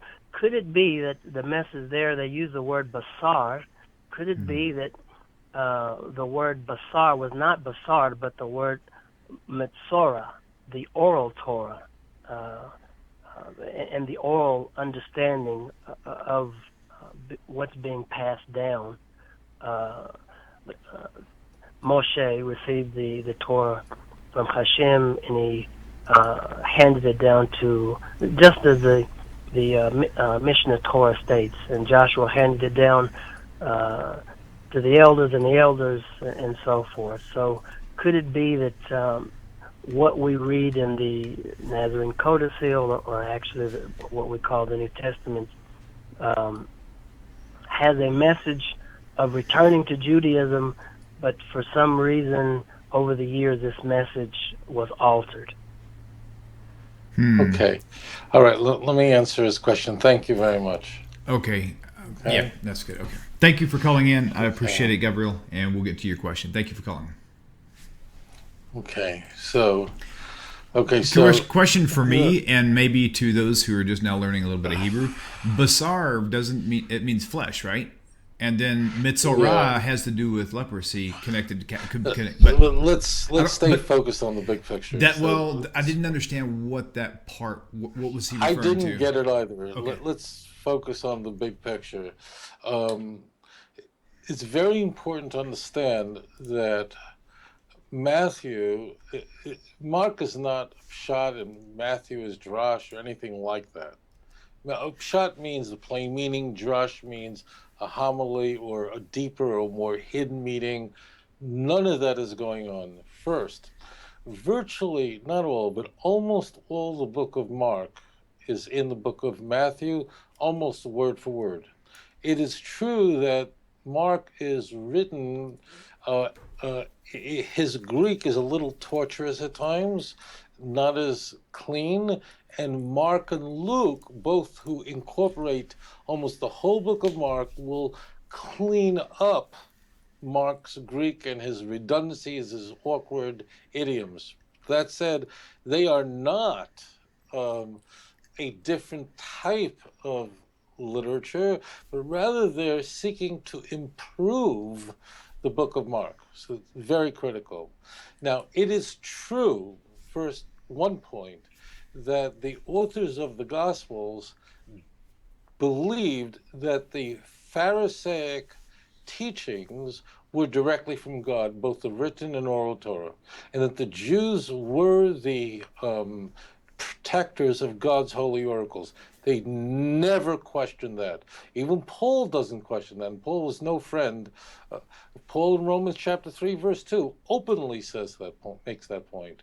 But it's very critical to understand that what Matthew is doing is he's looking at the book of Mark, which he had in front of him. He also had another source. How do we know that he, by the way, both Matthew and Luke had the book of Mark in front of them. Matthew and Luke are written about 15 years after, Matthew and Luke are written about 15 years after the book of Mark, and they have two sources in front of them. We know this. They had the book of Mark because they're copying Mark in most places word for word. In addition to that, there's less than 300 passages that we find word for word, or almost word for word, in Matthew and Luke, but we don't find it in the book of Mark, and that would be a Q source. So they had that. We no longer have this gospel Q. We don't have it. Only thing we have of it is what seeps through this 200 and some 50, 60 passages that are just present in Matthew and Luke. We don't have the original. It's gone. Will someone find it next week? Maybe. Who knows? But we don't have it. So that's what they're relying on. But they are improving Mark. They're not only improving the language, they're improving the stories, and there are parts of Mark that are highly deficient in their eyes. Moreover, Christianity was evolving, was becoming more elaborate. The idea that Jesus was, for example, born of a virgin was spreading because it was common in the Greco-Roman world that the great gods, not the highest god, but the lower tier gods, like the alleged, the putative founder of Rome, Romulus, was born a virgin, Octavius, so on. They wanted Hercules, well, not Hercules, but they wanted their founders born from the upper gods. Hercules was said to have been born from a relationship between Zeus and the woman, not her husband. But so this was common, so therefore they would want this, and this would grow, and therefore Matthew and Luke also not only improved Mark, where they felt it was deficient, but Christianity had grown, snowballed, it grew a long beard, and therefore they had to add in, they had to interpolate new stories that were developing. Matthew and Luke definitely, almost certainly, were not communicating with each other. We don't know who Matthew and Luke is. They certainly couldn't be on the phone or writing emails to each other, but and I don't think that either of them knew how important their books would be, although Luke's introduction indicates that it was important to him to preserve what he believed were eyewitnesses, what he claims were eyewitnesses to the events. But I want to give you an example. So therefore, Matthew and Luke will have a virgin birth story of Jesus, okay, where Jesus is born in Bethlehem to a virgin. None of that will be found in Mark, because in the time of Mark, people didn't believe that, or that was far from a consensus. But it had developed into a tradition that was widely accepted, and Matthew and Luke, therefore, using completely opposite, completely different plot devices, would create forged stories, having Jesus, who was known to be from Nazareth, but to be born in Bethlehem to a virgin. They're actually opposite stories, but they do get that across. They do have Jesus, who was a resident raised in Nazareth, born in Bethlehem to a woman named Mary, who was a virgin. That they agree on. They agree on nothing else. But we're going to go way off course. What I want to do is I just want to give you one example of how Matthew, given that these are the texts you presented, Mark and Matthew, I'll give you an example of Mark and Matthew where they where Matthew improves Mark. Okay, so let me just do that so I can just show it to you very, very clearly. Okay, so what we're going to do is we're going to look at two passages. We're going to look at, I want to compare, let's go to Mark chapter 6, verse 52. Context. The story is Jesus has just performed the miracle, we are told, of multiplying the loaves and the fish, feeding thousands of them. Okay? What happens then is the disciples go out alone on a boat. Okay? Jesus is not there. What happens, it's the same story, but at the fourth watch, a storm breaks out and everybody's terrified, and Jesus then walks on water. There are some other variances which I'm not going to touch on because they're not germane to this point, but there's one really critical, and that is that Jesus then comes afterwards. They're on this boat alone, and the boat is tossing and turning, and Jesus then walks on water, and then the seas become calm. I want to focus on verse 52, and that is that once they had seen this, do you want to read for us verse 52? Yeah, go ahead. That'll be fine. I'll put it up on screen as well. Chapter 6, verse 52. Yeah, got it. Okay, it says, "For they considered not the miracle of the loaves." Did I say not? Yeah, considered not the miracle of the loaves, for their hearts were hardened. Is that the verse you're referring to? So in Mark chapter 6, what happens is the disciples do not understand, and it says they didn't say what happened, and it says their heart was hardened because they did not understand the incident of the loaves. Okay, so Mark 6 verse 52, the disciples' hearts were hardened. Okay, I want to cross-reference to the exact same story, but there's going to be a different spin on it, and I want you to look at Matthew chapter 14, verse 33. I want to see what does Matthew do with Mark. He doesn't like that ending, because Mark has Mark's presentation of Jesus is that really no one gets who Jesus is. Now, we know when reading the book of Mark who the narrator tells us from the beginning Jesus is the Son of God, but no one knows it. The one who gets it is Peter in Mark 8:30, in Mark 8:27, and certainly the centurion soldier, the Roman soldier, he at the cross gets the Son of God. But Mark, nobody really knows what's flying. The key point is, if we go to Matthew, all this stuff has to be cleaned up. This is highly unsatisfying. So if we go to Matthew, we have the exact same story. The disciples go out on the boat. The storm breaks out, the boat is everyone's afraid. Matthew adds in the Peter part, where Peter tries to do it, but that's not germane.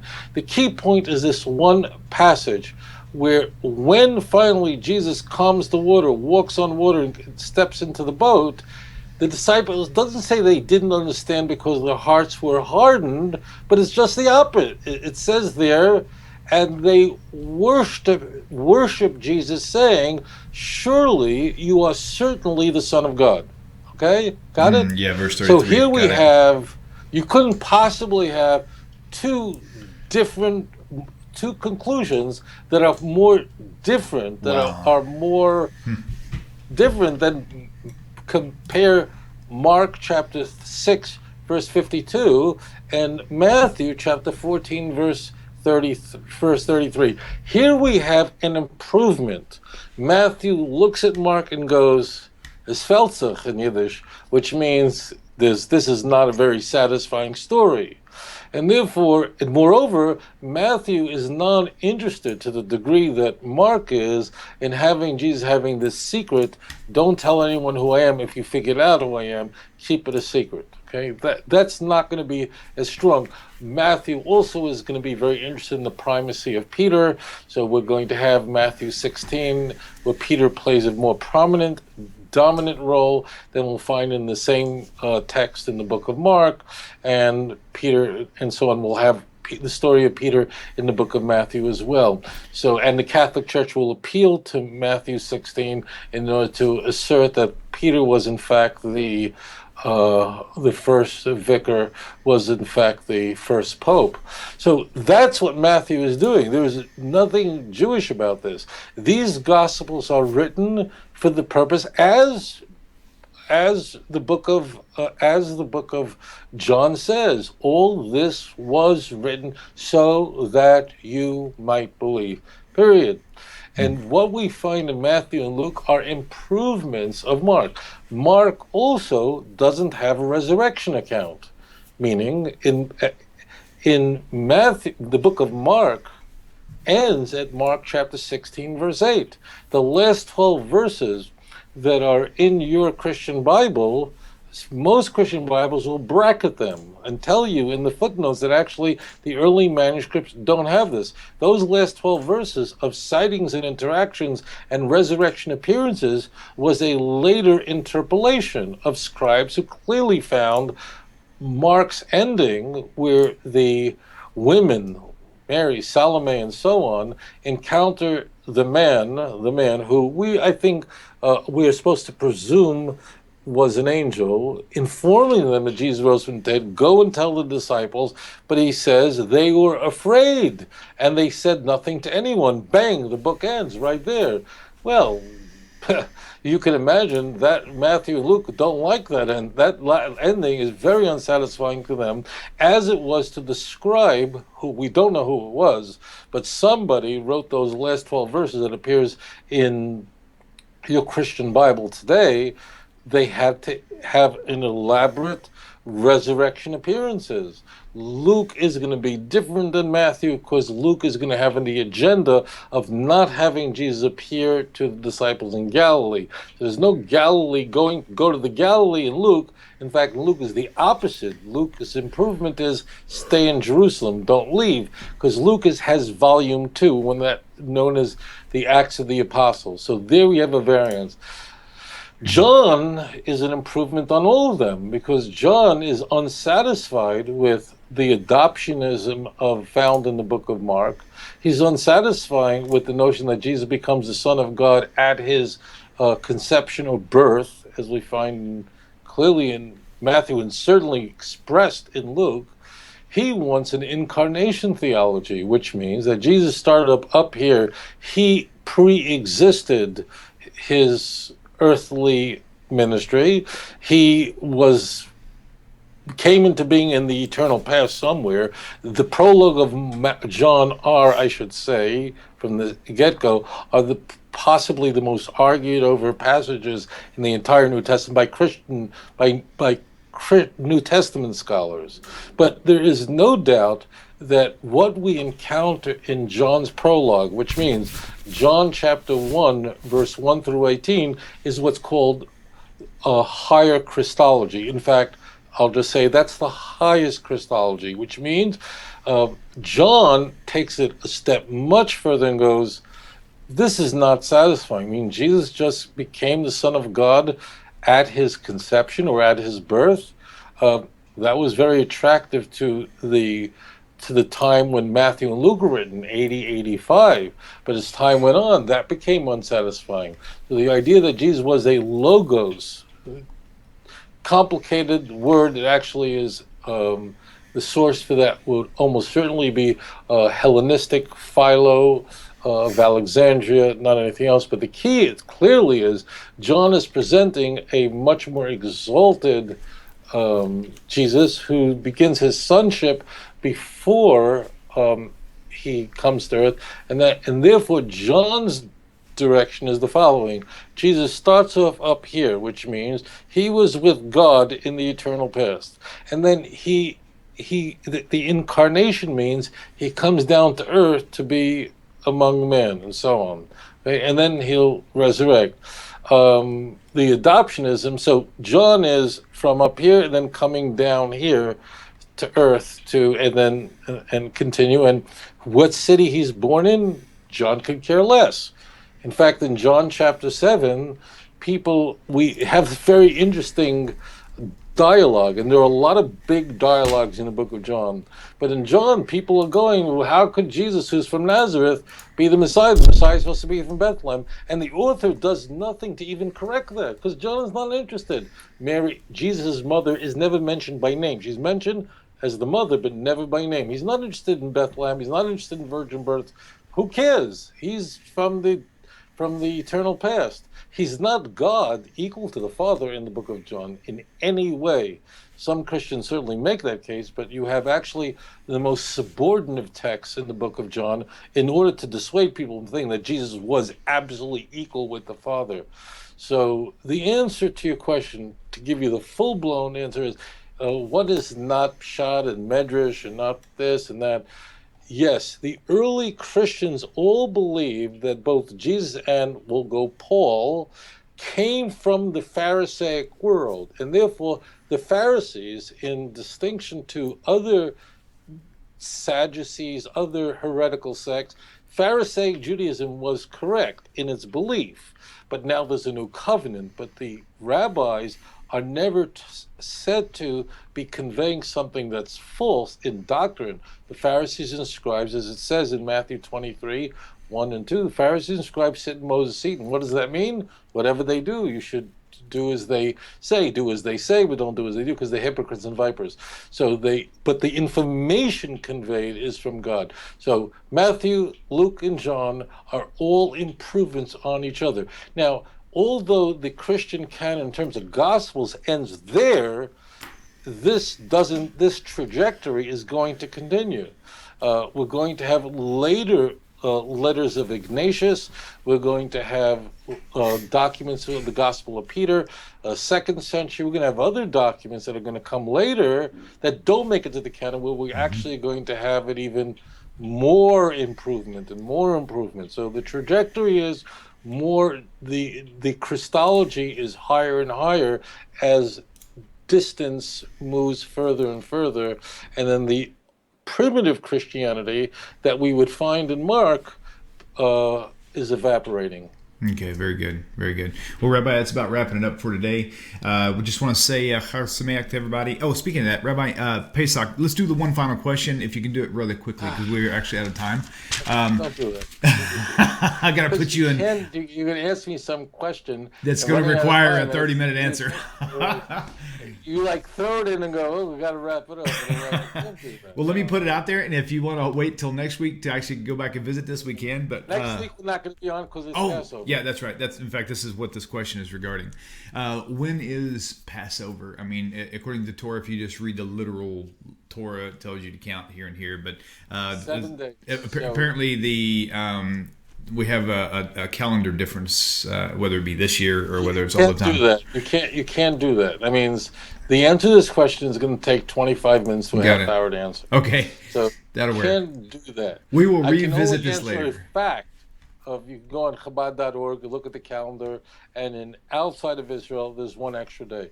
But to explain why outside of Israel there's another day of Passover, the two Seders, is a half-hour explanation. Now, this question... I mean, I could do some ridiculous two-sentence answer, but everyone going, what? No. So people don't want that, so don't do that. I mean... The question isn't about the diaspora. It's actually about a complete month difference. Some of the way the math works, looking at the written text versus what it is on the Hillel calendar, so to speak, is off. You ask for it, so you'll get it. It's not just the Hillel calendar. I'll give it to you. Okay. So we know that we identify when a new month is by the new moon. That's clear. That is clear from the book of Genesis, right from creation. The moon was created in order for us to know the time. Fine. So the Jewish calendar is, the moon ultimately guides us when there's a new month, okay? But there is one other little piece of information. That is, the Torah tells us that Pesach has to come out in the springtime. This creates a monumental problem. What's the problem? That the lunar year, there are an average of 29 and a half days in a lunar year, and meaning either a lunar month is either 29 or 30 days, which means it's 354, but the solar calendar, that part, is 365 and a quarter days, which means 11 and a quarter days longer. The problem is that the lunar cycle does not determine seasons. The solar or tropical calendar does. And that means if the Jewish calendar was a pure lunar calendar, we would then lose 11 and a quarter days each year. That may not sound like a lot, but just do the math. If April 20th is the first day of Passover one year, then next year it's April 9th. And just keep going, and in a few years, you're going to have Passover coming out in the middle of January, okay? Now, the Muslim calendar, in fact, does that. Ramadan comes out all over the place. In fact, if you do that every 32 years, it's not complicated math, you'd spin all the way around the calendar. The Islamic faith has no problem with Ramadan coming out in the summer or winter because they don't have any commandment for Ramadan to come out in the springtime. We do. So therefore, we have to intercalate. There's a unique word. We have to add an extra month of Adar, because after all, there is no commandment in the Torah that a year has to be 12 months. I know that's a shock to you, but right now, just take my word for it. So therefore, we have to intercalate. We have to add an extra Adar, mean a 13th month, in order to push it forward, the calendar forward again, so that Nisan always comes out in the springtime.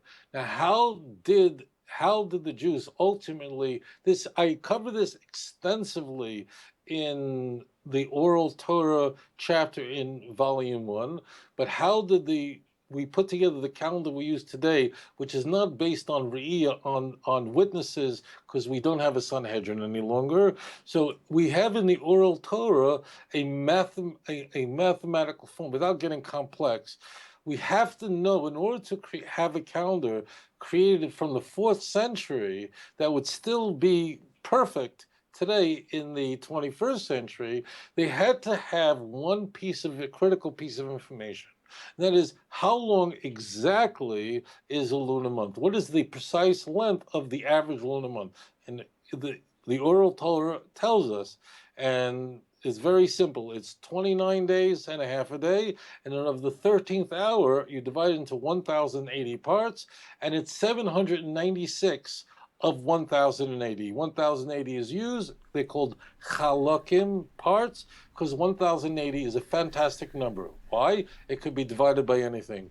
This number, 29 and a half, plus 796 over 1,080, you can't work with a fraction. You need a decimal. You need a decimal. So the decimal for that is 29. If you convert it, it's 29.53059 days are in the average synodic lunar month. And that piece of information that's from the Oral Torah to the Talmud and Rosh Hashanah is the basis for our Jewish calendar that all the Messianics follow. All those who spit on the Talmud and say those filthy, dirty things about the Talmud, they go, we're going to have a Messianic Seder. How do they know when Seder is? They don't tell you. Quietly, they go on an incognito mode on Chabad, and they look it up. Or they go to the bank, they get a Jewish calendar, they go, aha, Passover is this. How do they know? And they have Messianic Passover Seder. Even churches have Passover Seders. How do they know? How do they know what Passover? Because we said so, because the oral law says, but we don't believe in the rabbis. We believe only in scriptural reviews. It's nonsense. Anyway, so it's all based on the Oral Torah. It is based on the information given to us by Moses, our teacher. That is fantastic. Rabbi, thank you so much. Ladies and gentlemen, thank you for tuning in. Join us each week, same time, same place. We'll get us another episode of Isaiah out soon. Fear not. And Chag Sameach to everyone and all of yours. Thank you so much. Rabbi, shalom, shalom, shavua tov. Everyone, take care now.